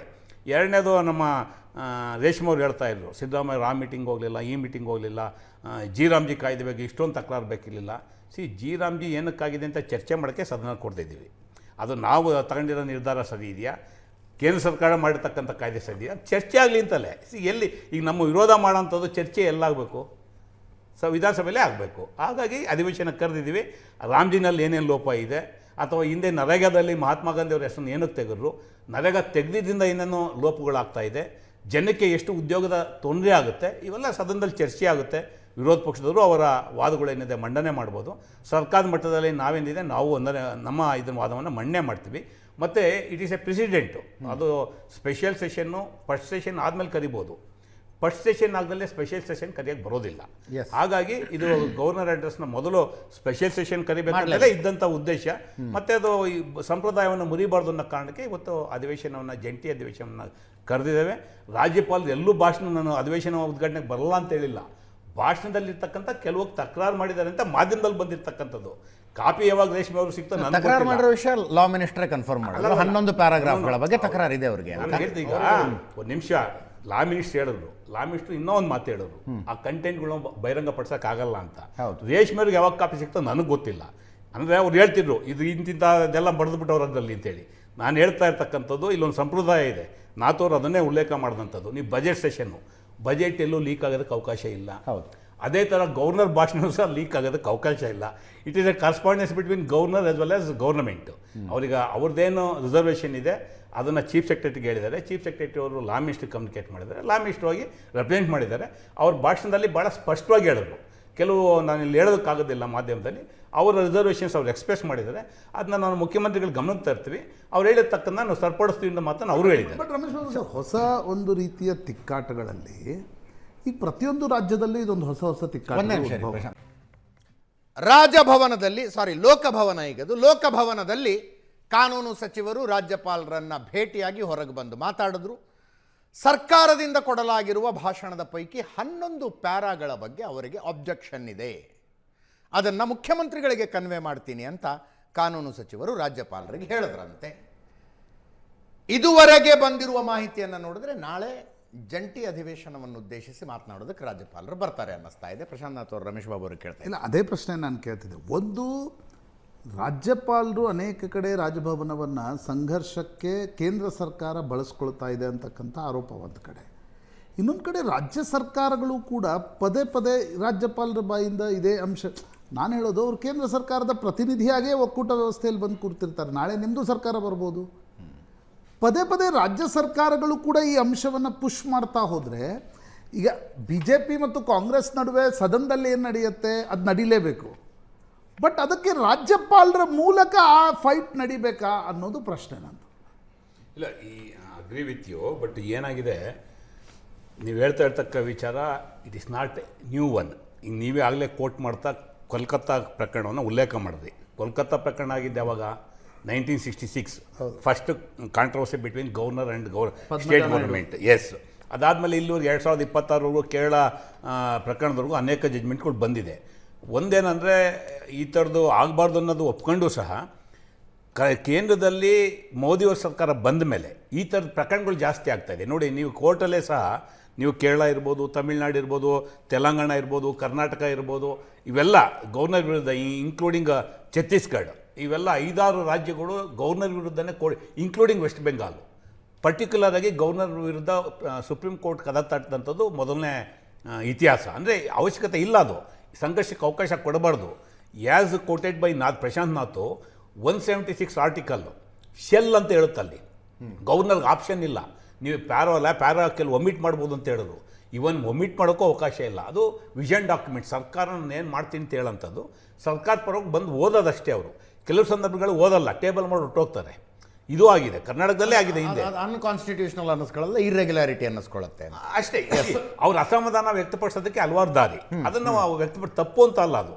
ಅವ್ರು ಹೇಳ್ತಾರೆ, ಈಗ for example just for debate, ನಾಳೆ ಯಾವುದೋ ಒಂದು ಕೆಲವು ಪ್ಯಾರಾಗ್ ಬಗ್ಗೆ ಅವ್ರು ತಕರಾರು ತೆಗೆದಿದ್ದಾರೆ, ಸರ್ಕಾರ ತೆಗಿಲಿಲ್ಲ ಅಂತ ಇಟ್ಕೊಳ್ಳಿ, ಅವ್ರು ಓದಲ್ಲ, ಇಟ್ಬಿಟ್ಟು ಹೊರಟೋಗ್ತಾರೆ. ಅದಕ್ಕೆ ಅವಕಾಶ ಇಲ್ಲ ಅಂತಲ್ಲ. ಇದು ಹಿಂದೇನೂ ಆಗಿದೆ, ಬೇರೆ ಬೇರೆ ರಾಜ್ಯಗಳಲ್ಲೂ ಆಗಿದೆ. ಬಟ್ ಪ್ರಾವಿಷನ್ ಇರ್ತಕ್ಕಂಥದ್ದು ಆ್ಯಸ್ ಎ ಕಾನ್ಸ್ಟಿಟ್ಯೂಷನ್ ಲೆಡ್ ಸರ್ಕಾರ ಕೊಟ್ಟಿದ್ದು ನಾವು ಪ್ರೆಸೆಂಟ್ ಮಾಡಬೇಕು. ಓದೋಕ್ಕೆ ಅವಕಾಶ ಇದ್ದರೆ ಓದ್ತಾರೆ. ಕರ್ನಾಟಕದಲ್ಲಿ ಕೆಲವು ಹಿಂದೆ ಕನ್ನಡ ಬರದಲ್ಲೇ ಇರತಕ್ಕಂಥವ್ರು, ಇಂಗ್ಲೀಷ್ ಬರದಲ್ಲೇ ಇರ್ತಕ್ಕಂಥವ್ರು ಹಿಂದಿಲಿ ಓದಿದ್ದಾರೆ. ಹಿಂದಿಲಿ ಓದಿದಾಗಲೂ ಇಲ್ಲಿ ಪ್ರತಿಭಟನೆಗಳಾಗಿದ್ದಾವೆ. ಮತ್ತು ಕೆಲವು ಪ್ಯಾರಾ ಬಿಟ್ಟು ಓದಿದ್ದಾರೆ. ಇವರು ಕೂಡ ಹಿಂದಿನಲ್ಲೇ ಓದ್ತಾರೆ. ಅಲ್ಲ, ಇರಲಿ, ಅಲ್ಲ ಹೇಳಿದ್ದು ಜಸ್ಟ್ ಇಲ್ಲ, ಈಸ್ ಗುಡ್. ಅವ್ರು ಇಂಗ್ಲೀಷಲ್ಲಿ ಕಮಾಂಡ್ ಇದೆ, ಆಗ್ಬೋದು. ಸೆಂಟ್ರಲ್ ಮಿನಿಸ್ಟ್ರಿ ಇದ್ದಾರೆ, ಅವ್ರ ಬಗ್ಗೆ ಆ ಥರದ್ದೇನು ಭಾವನೆ ಇಲ್ಲ. ಹಿಂದಿಲೂ ಓದ್ಬೋದು, ತಪ್ಪೇನಿಲ್ಲ. ಹಿಂದೆ ಕರ್ನಾಟಕದಲ್ಲೂ ಓದಿದ್ದಾರೆ. ಬಟ್ ನಡೆದಿರ್ತಕ್ಕಂಥ ಸಂಪ್ರದಾಯಗಳು ನಾಟ್ ಓನ್ಲಿ ಕರ್ನಾಟಕ, ಬೇರೆ ಬೇರೆ ರಾಜ್ಯಗಳಲ್ಲಿ ಈ ಥರ ಅನೇಕ ಸಂದರ್ಭಗಳಲ್ಲಾಗಿದೆ. ಪರ್ಟಿಕ್ಯುಲರ್ಲಿ ಸೌತ್ ಇಂಡಿಯಾದಲ್ಲಿ. ಇಲ್ಲಿ ಸಾಮಾನ್ಯವಾಗಿ ತಮಿಳ್ನಾಡು ಇರ್ಬೋದು, ಆಂಧ್ರ ಇರ್ಬೋದು, ಹಿಂದೆ ಅವಿಭಜನೆ ಆಗಿರ್ತಕ್ಕಂಥ ಆಂಧ್ರ ಪ್ರದೇಶ ಇರ್ಬೋದು, ಕೇರಳ ಇರ್ಬೋದು, ಅನೇಕ ಪ್ರಕರಣಗಳು ಆಗಿದೆ. ಬಟ್ ಏನಂದರೆ ಅಷ್ಟು ದೊಡ್ಡ ಮಟ್ಟದಲ್ಲಿ ತಿಕ್ಕಾಟಕ್ಕೆ ಇಂಥದ್ದು ಅವಕಾಶ ಆಗಿಲ್ಲ. ಈಗ ಸಪೋಸು ಕೇಂದ್ರದ ಕಾಯ್ದೆ ಇದೆ ಅಂತ ಇಟ್ಕೊಳ್ಳಿ, ಅವ್ರು ಪ್ರಸ್ತಾಪ ಮಾಡ್ತಾರೆ ಸದನದಲ್ಲಿ, ಗವರ್ನರ್ ಭಾಷಣದ ಮೇಲೆ ವಂದನಾ ನಿರ್ಣಯ ಅಂತ ನಾವು ಒಂದು ನಿರ್ಣಯ ತೊಗೋತೀವಿ. ನೀವು ಯಾವ ಎಕ್ಸ್ಟೆಂಟಿಗೆ ಬೇಕಾದ್ರೂ ಹೋಗಿ ಪ್ರತಿಯೊಬ್ಬ member, not only ruling party, treasury bench ಇರ್ಬೋದು, ಆಪೋಸಿಷನ್ ಬೆಂಚ್ ಇರ್ಬೋದು, ಯಾವ ಎಕ್ಸ್ಟೆಂಟಿಗೆ ಬೇಕಾದ್ರೂ ಹೋಗಿ ಅಂದರೆ ಆರೋಗ್ಯಕರವಾದಂಥ ಚರ್ಚೆ ಮಾಡೋದಕ್ಕೆ ಅವಕಾಶ ಇದೆ. ನಮಗೆ ವಾಸ್ಟ್ ಅವಕಾಶ ಇದೆ ಅಂತೇಳಿ ಬಯ್ಯ ಅಂಥದ್ದಲ್ಲ. ಆರೋಗ್ಯಕರವಾದಂಥ ಚರ್ಚೆ ಮಾಡೋದಕ್ಕೆ ಆಡಳಿತ ಪಕ್ಷಕ್ಕೂ ಅವಕಾಶ ಇದೆ, ವಿರೋಧ ಪಕ್ಷಕ್ಕೂ ಅವಕಾಶ ಇದೆ. ಈಗ ಪರವಾಗಿಲ್ಲ, ಮುಂಚೆ ರಾಜ್ಯಪಾಲರ ಭಾಷಣದ ಮೇಲೆ 1 ವಾರ 10 ದಿವಸ ಚರ್ಚೆ ಮಾಡಿದ್ದಾರೆ. ಸೊ ಹಾಗಾಗಿ ಈಗ ಸರ್ಕಾರ ಏನೋ ಒಂದು ವಿಷಯ ಮಂಡನೆ ಮಾಡಿದಾಗ ಅದ್ರ ಮೇಲೆ ಚರ್ಚೆ ಮಾಡೋದಕ್ಕೆ ಅವಕಾಶ ಇದೆ. ಅವರು ಸಮರ್ಥನೆ ಮಾಡ್ಕೊಳ್ಳೋವಂಥದ್ದು ಅಥವಾ ಎಲ್ಲಿ ತಪ್ಪುಗಳಿದೆ, ಎಲ್ಲಿ ವೈಫಲ್ಯ ಇದೆ ಅಂತಕ್ಕಂಥದ್ದು. ಆದರೆ ಇಲ್ಲಿ ಕರ್ನಾಟಕದಲ್ಲಿ ಭಾಳ ವಿಶೇಷವಾಗಿ ಈ ಥರದ ಸಂಘರ್ಷಗಳು ಭಾಳ ಕಡಿಮೆ. ಈಗ ಒಂದು ಅಲ್ಲೇನು ಕಾಯ್ದೆ ತಂದಿದ್ದಾರೆ ಮನ್ರೇಗಾದಲ್ಲಿ, ನಮಗೊಂದು ಭಾವನೆ ಇದೆ, ಮನ್ರೇಗಾ ಏನು ಕಾಯ್ದೆ ಬದಲಾವಣೆ ಮಾಡಿದ್ದಾರೆ, ಬರೀ ಹೆಸರು ಬದಲಾವಣೆ ಮಾಡಿದರೆ ಅದು ಬೇರೆ ಚರ್ಚೆ ಆಗೋದು. ಅದರಲ್ಲಿ ಕೆಲವು ಅಂಶಗಳನ್ನು ತೆಗೆದಿರೋದ್ರಿಂದ ಅದು ಉದ್ಯೋಗ ಕಸಿಯುವಂಥ ಅವಕಾಶ ಆಗ್ತಾ ಇದೆ. ಇದ್ರ ಮೇಲೆ ಚರ್ಚೆ ಆಗಬೇಕು ಅನ್ನೋ ಕಾರಣಕ್ಕೆ ಚರ್ಚೆಗೆ ಅವಕಾಶ ಕೊಟ್ಟಿರ್ತಕ್ಕಂಥದ್ದು. ನಿರ್ಣಯ ಮಾಡೋದು ಅದು ಸೆಕೆಂಡ್ರಿ. ಬಟ್ ಆರೋಗ್ಯಕರವಾದ ಚರ್ಚೆ ಆಗಲಿ, ಏನೇನು ಲೋಪ ಇದೆ, ಎಲ್ಲೆಲ್ಲಿ ತಪ್ಪುಗಳಾಗಿದೆ, ಯಾಕೆ ಈ ಕಾಯ್ದೆ ಬರ್ತಾ ಇದೆ, ಈ ಕಾಯ್ದೆ ಹೊಸ ಕಾಯ್ದೆಯಿಂದ ಗ್ರಾಮೀಣ ಪ್ರದೇಶದಲ್ಲಿ ವಿಶೇಷವಾಗಿ ಪಂಚಾಯಿತಿ ಮಟ್ಟದಲ್ಲಿ ಏನೇನು ತೊಂದರೆ ಆಗುತ್ತೆ, ಇದ್ರ ಮೇಲೆ ಚರ್ಚೆ ಆಗಬೇಕು ಅಂತೇಳಿ ಇವತ್ತು ಅಧಿವೇಶನ ಮಾಡ್ತಾ ಇರ್ತಕ್ಕಂಥದ್ದು. ಇದಾದಮೇಲೆ ಒಂದು ಗ್ಯಾಪ್ ಕೊಟ್ಟು ಎಗೇನ್ ಬಜೆಟ್ ಸೆಷನ್ ಮಾಡ್ತಾರೆ, ಅದು ಎಂಡ್ ಆಫ್ ದ ಮಾರ್ಚ್ ಅಂತೇಳಿ ಮುಖ್ಯಮಂತ್ರಿಗಳು ಹೇಳಿದ್ದಾರೆ. Again it left the cabinet, ಅವ್ರು ಯಾವತ್ತು ತೀರ್ಮಾನ ಮಾಡ್ತಾರೋ ಅವತ್ತಾಗುತ್ತೆ. ಬಟ್ ವಿಶೇಷವಾಗಿ ಗವರ್ನರ್ ಕೈಲಿ ಒಂದು ಡಾಕ್ಯುಮೆಂಟು ಅಂದರೆ ಒಂದು ಭಾಷಣ ಮಾಡಿಸಿದ್ರು, ಅದ್ರ ಜೊತೆಗೆ ನರೇಗಾದಲ್ಲಿ ಏನೇನು ಲೋಪಗಳು ಕಾಯ್ದೆ ಬದಲಾವಣೆಯಲ್ಲಿ ಕೇಂದ್ರ ಸರ್ಕಾರ ಮಾಡಿದೆ ಅದನ್ನು ಚರ್ಚೆ ಮಾಡೋಂಥದ್ದಕ್ಕೆ ಅವಕಾಶ ಕೊಟ್ಟಿದ್ದಾರೆ. ಅಟ್ ದ ಸೇಮ್ ಟೈಮ್ ಬೇರೆ ವಿಷಯಗಳಿವೆ. ರಾಜ್ಯಪಾಲರನ್ನು ಆಗಲೇ ನಾನು ಸ್ಪಷ್ಟ ಮಾಡಿದ್ದೇನೆ, ರಾಜ್ಯಪಾಲರ ಭಾಷಣದ ಮೇಲೆ ವಂದನಾ ನಿರ್ಣಯ ಮಾಡಬೇಕಾದ್ರೆ ಯಾವ ಎಕ್ಸ್ಟೆಂಟ್ ಬೇಕಾದ್ರೂ ಹೋಗಿ ಚರ್ಚೆ ಮಾಡ್ಬೋದು, ಅದಕ್ಕೆ ಅವಕಾಶ ಇದೆ.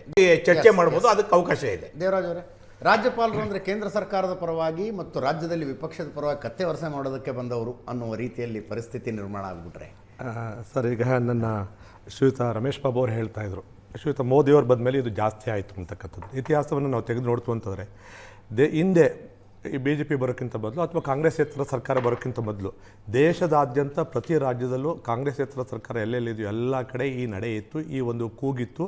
ಈ ವಿಷಯವಾಗಿ ಎಲ್ಲರೂ ಸಹ ನಾವು ಮಾತಾಡ್ತಿದ್ವಿ, ಇನ್ಕ್ಲೂಡಿಂಗ್ ನಮ್ಮ ಸಿದ್ದರಾಮಣ್ಣವರೇ ಸಹ ಸಾಮಾನ್ಯ ಬೊಮ್ಮಾಯಿಯವ್ರ ಸರ್ಕಾರ ಬಿದ್ದೋದಂಥ ಸಂದರ್ಭದಲ್ಲಿ ಏನು ಮಾತನಾಡಿದ್ರು ಅಂತಕ್ಕಂಥದ್ದು ನಮ್ಮ ರಾಜ್ಯದಲ್ಲಿ ಇರತಕ್ಕಂಥ ಮಾತದು.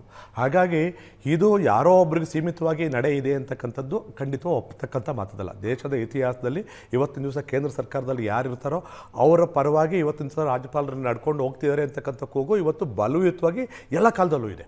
ಅದು ಎಲ್ಲ ಕಾಲದಲ್ಲೂ ಅದನ್ನು ಒಪ್ಪುವಂಥದ್ದು. ಅದನ್ನ ಯಾವ ರೀತಿ ಸರಿಪಡಿಸ್ಕೋಬೇಕು, ಎಲ್ಲ ಪಕ್ಷಗಳು ಸೇರಿ ಅದನ್ನು ಸರಿಪಡಿಸ್ಕೊಳ್ಳೋ ನಿಟ್ಟಿನಲ್ಲಿ RN ರವಿ ಅವರ ರೀತಿಯಲ್ಲಿ ಯಾವ ರಾಜ್ಯಪಾಲರು ವರ್ತನೆ ಮಾಡಿದ್ ನಾವು ಸರ್, ನನಗೆ ಸರ್ ನೀವು ಒಂದು ತಿಳ್ಕೊಳ್ಳಿ, ಆರಿಫ್ ಮೊಹಮ್ಮದ್ ಖಾನ್ ಅವರು ಹೆಚ್ಚು ಕಡಿಮೆ ಪ್ರೆಸ್ ಮೀಟ್ ಮಾಡ್ದಂಗೆ ಮಾಡ್ಬಿಡ್ತಾರೆ ರಾಜ್ಯ ಸರ್ಕಾರಗಳ ಅದ್ರ ಬಗ್ಗೆ ಅವರ ನಡೆ ಬಗ್ಗೆ ಈಗಾಗಲೇ ಸರ್ವೋಚ್ಚ ನ್ಯಾಯಾಲಯ ಇವತ್ತಿನ ದಿವಸ ತೀರ್ಪು ಕೊಟ್ಟಿದೆ, ಅದಕ್ಕೆ ನಾವು ತಲೆ ಬಾಗ್ತೀವಿ. ಈಗ ಒಂದು ತಿಳ್ಕೊಳ್ಳಿ ಸರ್, ನೀವು ಹಿಂದಿದ್ದಂಥ ರಾಜ್ಯಪಾಲರುಗಳನ್ನು ಎಷ್ಟರ ಮಟ್ಟಿಗೆ ದುರುಪಯೋಗ ಪಡಿಸ್ಕೊಂಡು 356 ಆರ್ಟಿಕಲಲ್ಲಿ ನೀವು ಎಷ್ಟು ಸರ್ಕಾರಗಳು ತೆಗೆದ್ರಿ, 80ಕ್ಕೂ ಹೆಚ್ಚು ಸರ್ಕಾರಗಳಲ್ಲಿ ತೆಗೆದ್ರಿ.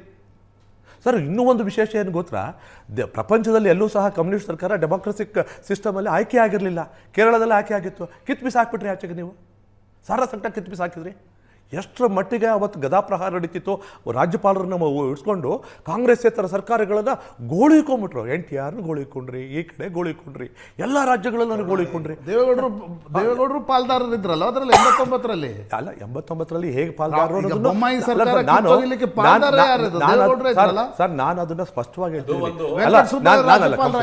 ನಾನು ಕಂಪ್ಲೀಟ್ ಮಾಡಿ ಸರ್, ಈಗ ಏನಾಗುತ್ತೆ, ನಾನು ಅದನ್ನೇ ಸರ್ ನಾನು ಮೊದಲೇ ಹೇಳಿಬಿಟ್ಟೆ ಸರ್, ನಾನು ಮೊದಲೇ ಹೇಳಿದೆ, ಈ ಒಂದು ವಿಷಯದ ಬಗ್ಗೆ ಎಲ್ಲ ಪಕ್ಷಗಳು ಸೇರಿ ಒಂದು ಚರ್ಚೆಯನ್ನು, ಆರೋಗ್ಯಕರವಾಗಿ ಚರ್ಚೆಯನ್ನು ಮಾಡಿ ದೇಶದಲ್ಲಿ ಒಂದು ವ್ಯವಸ್ಥೆಯನ್ನು ಯಾವ ರೀತಿ ತರಬೇಕು ಆಗಿದೆಯಾ ಇಲ್ಲಿವರೆಗೂ? ಆಗಲೇ ಇಲ್ಲ ಇಲ್ಲಿವರೆಗೂ. ಸೊ ಅವ್ರದ್ದು ಬಂದಾಗ ಅವ್ರದ್ದು, ಇವ್ರದ್ದು ಬಂದಾಗ ಇವ್ರದ್ದು ಅನ್ನೋದೇ ನಡ್ಕೊಂಡು ಹೋಗ್ತಿದೆ. ಇದು ರಾಜ್ಯಪಾಲರ ಬಗ್ಗೆ ಇರತಕ್ಕಂತಹ ಆಗ್ತಾ ಇರೋದು ಬಿಟ್ಟು ರಾಜಭವನವನ್ನು ಯಾರು ಹೆಚ್ಚು ದುರ್ಬಳಕೆ ಮಾಡ್ಕೊಂಡಿದ್ದಾರೆ ಅನ್ನೋದ್ರ ಬಗ್ಗೆ ನಾವು ನೋಡ್ಕೊಂಡು, ಅಲ್ಲ ಸರ್, ನೀವು ಕೇಳಿದ ಪ್ರಶ್ನೆಗೆ ಉತ್ತರ ಹೇಳಿದ್ದು ಪಾಲಿಟಿಕ್ಸ್ ಈ ದೇಶದಲ್ಲಿ ಆರೋಗ್ಯಕರವಾಗಿ ನಡೀಲ್ಲ ಸರ್. ಈಗೇನಾಗಿದೆ ಸರ್, ಇದಿಷ್ಟಕ್ಕೆ ನಿಲ್ಲುವಂಥದ್ದಲ್ಲ. ಈಗೇನಾಗುತ್ತೆ, ಇವತ್ತು ಅಧಿವೇಶನವನ್ನು ಇವತ್ತು ಜಿ ಬಗ್ಗೆ ನೀವು ತೆಗಿಬೇಕು ಅಂತಿದ್ದೀರಿ.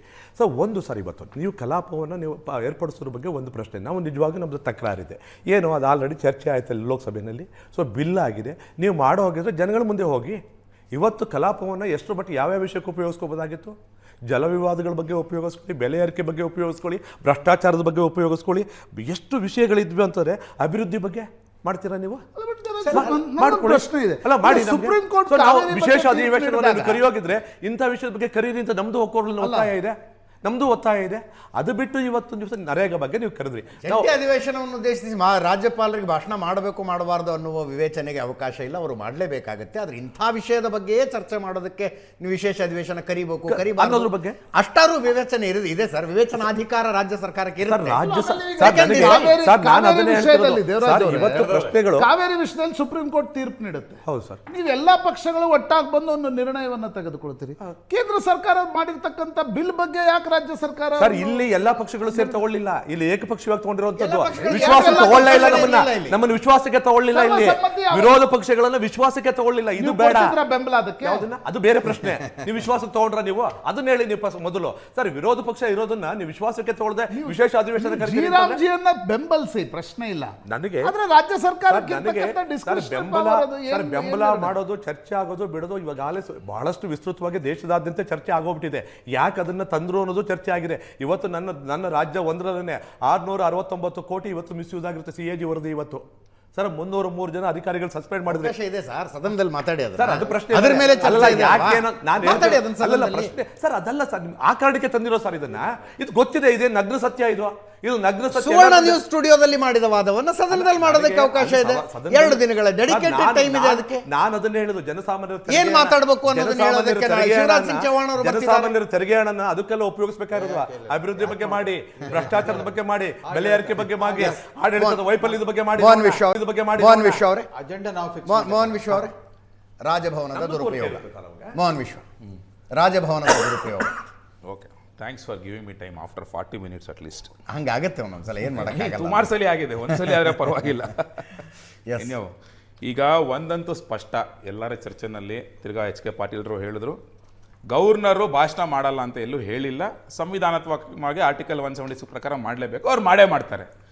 ಅದೇ ಥರ ಕಲ್ಕಟ್ಟ ಹೈಕೋರ್ಟ್ ಜಜ್ಮೆಂಟ್ ಇರೋ ಹಾಗೆ ಅವ್ರ ಭಾಷಣದಲ್ಲಿ ಕೆಲವೊಂದು ಇರ್ರಿಲೆವೆಂಟ್ ಪಾರ್ಟ್ಸ್, ಸೊ ಗವರ್ನರ್ನ ಸ್ಕಿಪ್ ಮಾಡುವಂಥ ಒಂದು ಪ್ರಾವಿಷನ್ ಇದೆ, which is highly contentious cases, doing so creates a constitutional crisis ಅಂತ ಹೇಳಿರೋದು ಅದರಲ್ಲಿ. ಓಕೆನಾ ಅಜಿತ್? ಒಂದು ಸಿಂಪಲ್ ಕಾಮನ್ ಸೆನ್ಸ್ ಅಜಿತ್, ಈ ನರೇಗಾ ಬದಲಾವಣೆ ಆಗಿದೆಯಲ್ಲ ಈಗ VB ರಾಮ್ಜಿ ಅಂತ ಹೇಳಿ, ಅದು 2005ರ ಕಾಯ್ದೆಗೆ 2025ರಲ್ಲಿ ತಿದ್ದುಪಡಿ ಮಾಡಿ ಹೆಸರು ಬದಲಾವಣೆ ಮಾಡಿ ಭಾಳಷ್ಟು ಬದಲಾವಣೆಗಳನ್ನ ಮಾಡಿರೋದು.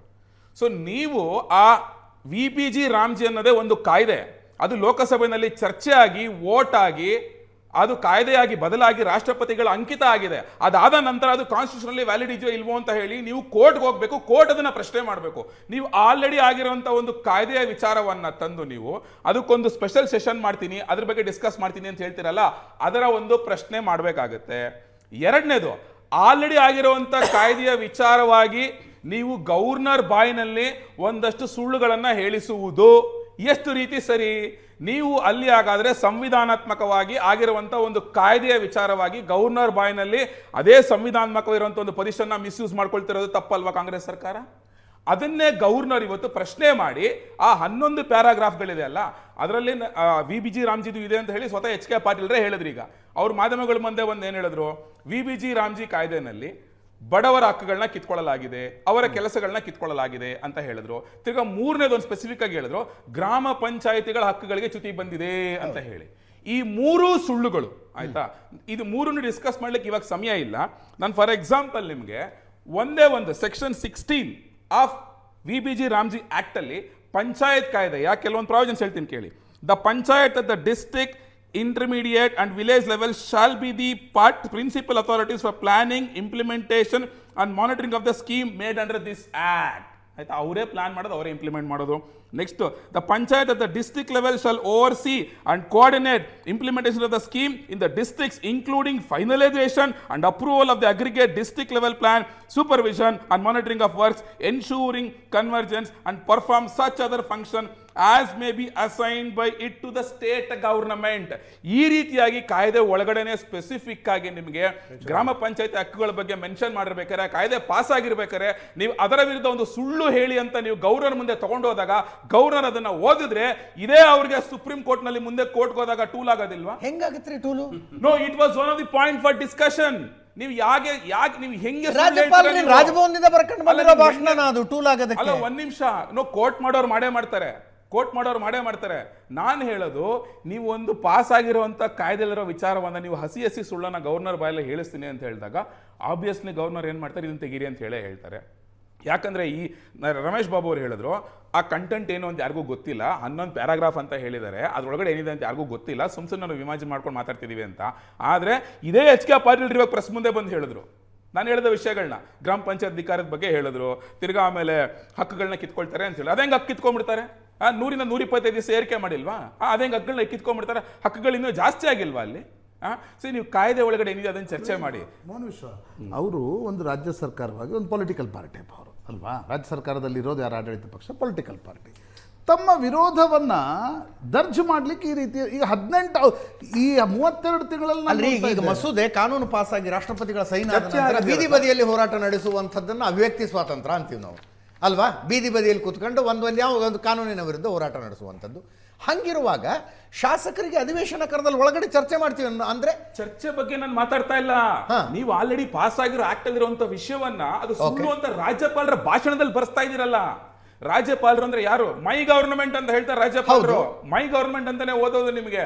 ಸೊ ಅವರ ಗವರ್ನಮೆಂಟ್ ಅಲ್ಲಿ ನಿಮಗೆ ಅವರ ಗವರ್ನಮೆಂಟ್ ಒಂದು ಸುಳ್ಳನ್ನ ಹೇಳಬೇಕಾದ್ರೆ ಅದು ಸುಳ್ಳು, ಅದನ್ನ ತೆಗೀರಿ ಅಂತ ಹೇಳುವಂತ ಅಧಿಕಾರ ರಾಜ್ಯಪಾಲರಿಗೆ ಇಲ್ವಾ ಹಾಗಾದ್ರೆ? Which creates constitutional crisis.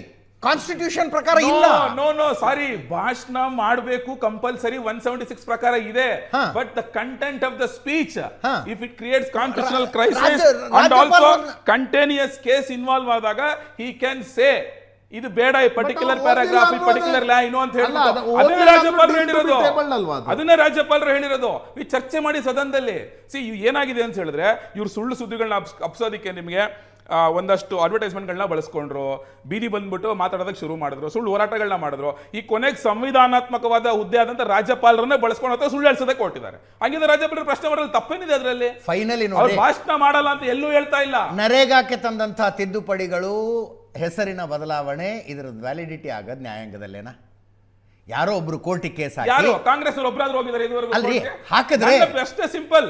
ಇವ್ರಿಗೆ ಅಷ್ಟು ಸಮಸ್ಯೆ ಇದ್ರೆ VBG ರಾಮ್ಜಿ ಕಾಯ್ದೆ ಬಗ್ಗೆ ಯಾಕೆ ಇವ್ರು ಕೋರ್ಟ್ ಹೋಗಿ ಚಾಲೆಂಜ್ ಮಾಡ್ತಾ ಇಲ್ಲ? ಯಾವುದರ ವಿರುದ್ಧ ಎಲ್ಲಿ ಹೋರಾಡಬೇಕು ಅನ್ನುವುದನ್ನು ನೀವು ಡಿಕ್ಟೇಟ್ ಮಾಡೋದಕ್ಕಾಗೋದಿಲ್ಲ. ಇದು ಮತಗಳ ತರದ ವಿಷಯ ಇದೆಯಪ್ಪ, ಕೋರ್ಟ್ಗೆ ಹೋಗಲ್ಲ ಅವರು, ನಾವು ಜನಾಂದೋಲನ ಮಾಡ್ತೀವಿ ಅಂತ. ನಾನ್ ಡಿಕ್ಟೇಟ್ ಮಾಡ್ತಾ ಇಲ್ಲ, ನಾನು ಜನಗಳಿಗೆ ಹೇಳ್ತಾ ಇರೋದು ಇವ್ರಿಗೆ ಸಂವಿಧಾನಾತ್ಮಕವಾಗಿ ಪ್ರಾವಿಷನ್ ಇದ್ರೂ ಸಹ ಇವರು ಹೋಗದಿರಾ ದಾರಿ ತಪ್ಪಿಸುವಂತ ಕೆಲಸ ಮಾಡ್ತಿದ್ದಾರೆ ಅಂತ ನಾನು ಹೇಳ್ತಿರೋದು. ಅದೇ ಕೆಲಸ ಆ ಎಲ್ಲ ಅಧಿಕಾರ ಹಕ್ಕು ತಮಗಿದೆ. ಸದನದಲ್ಲಿ ಅದನ್ನು ವಿರೋಧ ಮಾಡೋದು ಅವ್ರದೊಂದು ಪಾಯಿಂಟ್ ಆಫ್ ಟು ಎಕ್ಸ್ಪ್ಲೋರ್ ಅಲ್ವಾ? ಅದ್ರ ಬಗ್ಗೆ ಮಾತಾಡ್ತಾನೆ ಇಲ್ಲ. ಅಲ್ಲಿ ಚರ್ಚೆ ಆಗಿ ಇವಾಗ ಅಧಿವೇಶನ ಕರೆದಿರೋರು ಅದಕ್ಕೋಸ್ಕರನೇ, ಬರೀ ಏನು ಡಿಸ್ಕಷನ್ ಮಾಡ್ತಾನೆ ಇಲ್ಲ. ಬಿಕಾಸ್ ಈ ರಾಜ್ಯದಲ್ಲಿ 2 ವರ್ಷದಿಂದ ಏನಾಗ್ತಿದೆ ನೋಡ್ತಾ ಇದೆ. ಆಯ್ತಪ್ಪ, 98 ಕೋಟಿ ಡ್ರಗ್ಸ್ ಸೀಸ್ ಆಯ್ತು, ಮಹಾರಾಷ್ಟ್ರ ಪೊಲೀಸರು ಬಂದ್ರು ಇಲ್ಲಿ. ಅದ್ರ ಬಗ್ಗೆ ಡ್ರಗ್ಸ್ ದಾವಳಿ ಇವತ್ತು ಹೆಂಗಾಗಿದೆ ಅದ್ರ ಬಗ್ಗೆ ಯೋಚನೆ ಇಲ್ಲ ಅವ್ರಿಗೆ. ಮೊದಲ 5 ದಿನ ಸ್ಪೆಷಲ್ ಸೆಷನ್ ಕರೆಯೋದೇ ಇಲ್ಲ ಇವರು. ಸರ್ಕಾರ ಇದ್ದಿದ್ರೆ ಕರೆದು ಬಿಡ್ತಿದ್ರಾ? ಪ್ರಶಾಂತ್, ಈ ರೀತಿಯ ಸಮಸ್ಯೆಗಳಿಗೆ ಸಂವಿಧಾನಾತ್ಮಕವಾಗಿರುವ ಗ್ರೇ ಏರಿಯಾ. ಪ್ರಶಾಂತ್ ಅವ್ರಿಗೆ ಹೋಗಕ್ಕೆ ಮುಂಚೆ ಇಲ್ಲ, ಸ್ವಲ್ಪ ಡಿಸ್ಕಷನ್ ಅಲ್ಲಿ ಒಂದು ಸಣ್ಣ ಮಿಸ್ಟೇಕ್ ಆಗ್ತಾ ಇದೆ. ಓಕೆ, ಇದು ವಿಶೇಷ ಅಧಿವೇಶನ ಅಲ್ಲ, ಅದು ಫಸ್ಟ್ ಒಂದು ಕ್ಲಾರಿಟಿ. ಯಾಕೆಂದ್ರೆ ಅಧಿವೇಶನ ಮುಂಚೆಯಿಂದಲೂ ಹಂಗೆ ಆಗ್ತಾ ಇರೋದು. ಫಸ್ಟ್ ರಾಜ್ಯಪಾಲರ ಜಂಟಿ ಅಧಿವೇಶನ, ಅದಾದ್ಮೇಲೆ ಬಜೆಟ್ ಅಧಿವೇಶನ, ಒಂದೆರಡು ದಿವಸ ಗ್ಯಾಪ್ ಕೊಟ್ಟು ಮಾಡ್ತಾ ಇದ್ರು. ಈಗಲೂ ವಿಶೇಷ ಅಧಿವೇಶನ ಅಂತ ಎಲ್ಲೂ ಇಲ್ಲ. It is not A special session. General ಅಧಿವೇಶನ ಕರೆದಿದ್ದಾರೆ, ಈ ಅಧಿವೇಶನದಲ್ಲಿ ಚರ್ಚೆ ಮಾಡ್ತೀವಿ ಅಂತ ಹೇಳಿದ್ದಾರೆ. ಅದೊಂದು. ಇನ್ನೊಂದು ಅವ್ರು ಹೇಳೋದಾಗಲೇ ಮನ್ರೇಗಾದು ಆ್ಯಕ್ಚುಲಿ ತಿದ್ದುಪಡಿ ಅಲ್ಲ. ಮನ್ರೇಗಾ ಕಾಯ್ದೆ ರದ್ದು ಮಾಡಿ ರಾಮ್ಜಿ ಕಾಯ್ದೆ ಹೊಸದಾಗಿ ತಂದಿದ್ದಾರೆ, ಅದು ತಿದ್ದುಪಡಿ ಅಲ್ಲ. ಅದರಲ್ಲಿ ಏನೀಗ ನಿಮಗೆ ಜಾಬ್ ಕಾರ್ಡು, ಉದಾಹರಣೆಗೆ ಚಿಕ್ಕನಹಳ್ಳಿಯಲ್ಲಿ ಜಾಬ್ ಕಾರ್ಡ್ ಇದ್ದರೆ ನೀವು ನಾಳೆ ತಗೊಂಡೋಗ್ಬಿಟ್ಟು ಉಡುಪಿನಲ್ಲಿ ಕೆಲಸ ಮಾಡ್ಬೋದಾಯಿತು, ಇಲ್ಲ ನೀವು ಕನಕಪುರ ಬಂದು ಕೆಲಸ ಮಾಡ್ಬೋದಾಯಿತು. ಈಗ ಅದಿಲ್ಲ. ಅವ್ರು ನೋಟಿಫೈಡ್ ಅಂತ ಮಾಡ್ತಾರೆ, ಯಾರು ಸೆಂಟ್ರಲ್ ಗೌರ್ಮೆಂಟು. ಆ ನೋಟಿಫೈಡ್ ಮಾಡಿದ್ರೆ ಅಲ್ಲೋಗಿ ಕೆಲಸ ಮಾಡೋದಕ್ಕೆ ಮಾತ್ರ ಅವಕಾಶ ಇರ್ತಕ್ಕಂಥದ್ದು. ಅದು ಮುಂಚೆ ಇರ್ತಕ್ಕಂಥ ನಿಮಗೆ ಜಾಬ್ ಕಾರ್ಡಲ್ಲಿ ನಮ್ಮ ಹೊಲದಲ್ಲಿ ನಾನೇ ಕೆಲಸ ಮಾಡ್ಕೋಬೋದಾಯಿತು, ಕೊಟ್ಟಿಗೆ ಮನೆ ಕೆಲಸನೋ, ಸ್ಕೂಲಿನ ಕಾಂಪೌಂಡು, ರಸ್ತೆನೋ, ಇವೆಲ್ಲ. ಈ ಹೊಸ ಕಾಯ್ದೆಯಲ್ಲಿ ಅವು ಯಾವಕ್ಕೂ ಅವಕಾಶ ಇಲ್ಲ. ಇಷ್ಟು ಮಾಹಿತಿ.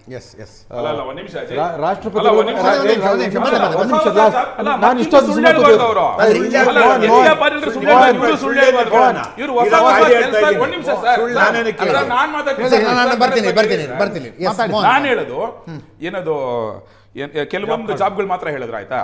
ಮತ್ತೆ ಇವ್ರು ಜಾಬ್ ಅಡಿಷನ್ಸ್ ಬಗ್ಗೆ ಏನು ಮಾತಾಡೋದೇ ಇಲ್ಲ. ಶಾಲಾ ಕಟ್ಟಡಗಳಾಗ್ಬೋದು, ತಿರ್ಗಾ ಮೀನುಗಾರಿಕೆ ಬಂದರುಗಳಾಗುವಂತ ಕೆಲಸಗಳಾಗ್ಬೋದು, ಪ್ರಕೃತಿ ವಿಪತ್ತು ಸಂದರ್ಭದಲ್ಲಿ ಯೂಸ್ ಮಾಡ್ಕೊಳ್ಳುವಂತ ಆಗ್ಬೋದು. That is ಈ government ರೀತಿ asset. ಹೊಸ ಹೊಸಗೆ Government asset ಇದೆ ಅದು. Already ಇದೆ ಅದು. ಮಾಡೋದೇನಿದೆ? Government asset. Government property, government asset create ಮಾಡಿಲ್ವಲ್ಲ ಇವ್ರ ಅವಧಿನಲ್ಲಿ. ಮಾಡಿದೀವಲ್ಲ, ತಗೊಂಬಂದು ಚರ್ಚೆ ಮಾಡಿ, ಯಾವ್ದಾರ ಒಂದು ಉದ್ಘಾಟನೆ ಬನ್ನಿ ಚರ್ಚೆ ಮಾಡಿ. ಇಷ್ಟೇ ತೂಕದ ಚರ್ಚೆ ಸದನದಲ್ಲಿ ಆಗ್ಬಿಟ್ಟಿದೆ. ಇಷ್ಟೇ ತೂಕದ ಚರ್ಚೆ ಸದನದಲ್ಲಿ ಆಗ್ಬಿಟ್ಟಿದೆ. ಈ ಸುಳ್ಳುನ್ನೇ ಇವರು ರಾಜ್ಯಪಾಲರು ಓದಲ್ಲ ಅಂತ ಹೇಳಿರೋದು. ಜಿ ಕಾಯ್ದೆ ಸಾಧಕ ಬಾಧಕಗಳ ಬಗ್ಗೆ ಪರ ವಿರೋಧ ಅಭಿಪ್ರಾಯಗಳು ಏನೇ ಇರಲಿ, ಇವನ್ ವಿಧಾನಮಂಡಲದ ಉಭಯ ಸದನಗಳು ಪಾಸ್ ಮಾಡಿರೋ ಮಸೂದೆ ಬಗ್ಗೆ ಕೂಡ ತಕರಾರು ಎತ್ತುವಂತ ಅಧಿಕಾರ ರಾಜ್ಯಪಾಲರಿಗೆ ಇದ್ದೇ ಇದೆ, ಆ ವಿವೇಚನಾ ಅಧಿಕಾರ. ಅದೇ ರೀತಿ ಎರಡು ಸಂದರ್ಭದಲ್ಲಿ ರಾಷ್ಟ್ರಪತಿ ಮತ್ತು ರಾಜ್ಯಪಾಲರು ಜನವರಿಯಲ್ಲಿ ನಡೆಯುವ ಮೊದಲನೇ ಜಂಟಿ ಅಧಿವೇಶನ ಉದ್ದೇಶ ಒಂದು ಭಾಷಣ, ಎರಡನೇದು ಗಣರಾಜ್ಯೋತ್ಸವ ದಿವಸ ಒಂದು ಭಾಷಣ ಮಾಡ್ತಾರೆ. ಅವೆರಡು ಭಾಷಣ ಸರ್ಕಾರಗಳು ಬರೆದು ಕೊಟ್ಟಿದ್ದ ಭಾಷಣ ಇರುತ್ತೆ. ಗಣರಾಜ್ಯೋತ್ಸವದ ಭಾಷಣದ ಕೆಲವು ತಮ್ಮ ಸ್ವಂತ ಅಭಿಪ್ರಾಯ ಉಪದೇಶದ ರೀತಿಯಲ್ಲಿ ಕೆಲವು ವಿಚಾರಗಳು ಹೇಳುವ ಅವಕಾಶ ಇರುತ್ತೆ. ಇಲ್ಲಿ ಮಸೂದೆಗಳನ್ನು ಕೂಡ ವಾಪಸ್ ಕಳಿಸೋ ಅಧಿಕಾರ ಇರುವಾಗ ತಾವು ನಾಳೆ ಓದಬೇಕಾಗಿರೋ ಭಾಷಣದ ಈ ಥರ ಆಕ್ಷೇಪ ಇದಿದೆ ಅಂತ ಮೊದಲೇ ಅಟ್ಲೀಸ್ಟ್ ಇವರಲ್ಲಿ ಒಂದು ಪ್ರೋಟೋಕಾಲ್ ಪಾಲಿಸಿದ್ದಾರೆ. ಈಗ ರಾಜ್ಯಪಾಲರು ನಾಳೆ ಬಂದು ಅಭಾಸಕ ಸಂದರ್ಭ ಕ್ರಿಯೇಟ್ ಮಾಡಿದ್ರು ಒಂದು ದಿವಸ ಮುಂಚೆನೇ ತಿಳಿಸ್ಬಿಡುತ್ತೆ ಸರ್ಕಾರಕ್ಕೆ, ನಾನು ಇದನ್ನು ಓದೋಕೆ ಮುಜುಗರ ಆಗುತ್ತೆ, ಇದು ತಿದ್ಕೊಳ್ಳಿ. ಸೊ ಮಂತ್ರಿಗಳು ಹೋಗಿದ್ದಾರೆ, ಅವರ ಪರಸ್ಪರ ಸಮಾಲೋಚನೆ ನಡೆದಿದೆ, ಅಷ್ಟರ ಮಟ್ಟಿಗೆ ಶಿಷ್ಟಾಚಾರ ಪಾಲನೆ ಮಾಡಿದ್ದಾರೆ, ರಾಜ್ಯಪಾಲರು ಮಾಡಿದ್ದಾರೆ, ಸರ್ಕಾರ ಕೂಡ ಅದಕ್ಕೆ ಸ್ಪಂದಿಸಿದೆ. ನೋಡೋಣ, ಈಗ ರಾಜ್ಯಪಾಲರನ್ನ ಭೇಟಿಯಾಗಿ ಬಂದಂಥ HK ಪಾಟೀಲ್ ಅವರ ನಿಯೋಗ ಕಮಿಟಿ ರೆಕಮೆಂಡೇಶನ್ ಪ್ರಕಾರ ಬೇಸಿಕಲಿ ಏನೇನಿರ್ಬೇಕು ರಾಜ್ಯಪಾಲರ ಭಾಷಣದಲ್ಲಿ ಅಂತ ಹೇಳಿದ್ರೆ, ಮೇಜರ್ ಅವ್ರು ಮಾತಾಡಬೇಕಾಗಿರೋದು ರಾಜ್ಯದ ಅಭಿವೃದ್ಧಿಗಳು, ಅವರ ಸರ್ಕಾರ ತಗೊಂಡಂತ ಪಾಲಿಸಿಗಳು, ಅದ್ರ ಬಗ್ಗೆನೇ ಅವರು ಸ್ಪೆಸಿಫಿಕ್ ಆಗಿ ಯಾವುದೋ ಒಂದು ಕಾಯ್ದೆನ ಟೀಕೆ ಮಾಡೋದು, ಟೀಕೆ ಮಾಡುವಂತದ್ದು ಎಲ್ಲೂ ಇಲ್ಲ. ಅಜಯ್, ನೀವು ತೆಗೀರಿ, ನೀವು ಎಲ್ಲೂ ಇಲ್ಲ ಸ್ಪೆಸಿಫಿಕ್ ಆಗಿ ಆತರ ಮಾಡ್ಬೇಕಾಗಿರೋದು. ಸೊ ಅದಕ್ಕೊಂದು ಪೇಜ್ ಕಮಿಟಿ ರೆಕಮೆಂಡೇಶನ್ ಇದೆ, ಅದೆಲ್ಲ ಇದೆ. ಸೊ ಆ ಬೇಸಿಕಲ್ಲೇ ಮಾಡಬೇಕು. ಇವ್ರು ಸುಳ್ಳು ಸುದ್ದಿ ಹಬ್ಬಿಸ್ಕೊಳ್ಳೋಕೋಸ್ಕರ ಅವ್ರನ್ನ ಮಿಸ್ಯೂಸ್ ಮಾಡ್ಕೊಂಡ್ರೆ ಇವತ್ತು ಅವ್ರು ಸುಮ್ಮನೆ ರೆಕಮೆಂಡೇಶನ್ ಬರೋದಿಲ್ಲ, ಕ್ಯಾಬಿನೆಟ್ ಡಿಸಿಷನ್ ಅದು, ಸರ್ಕಾರ ಡಿಸಿಷನ್ ಕಮಿಟಿ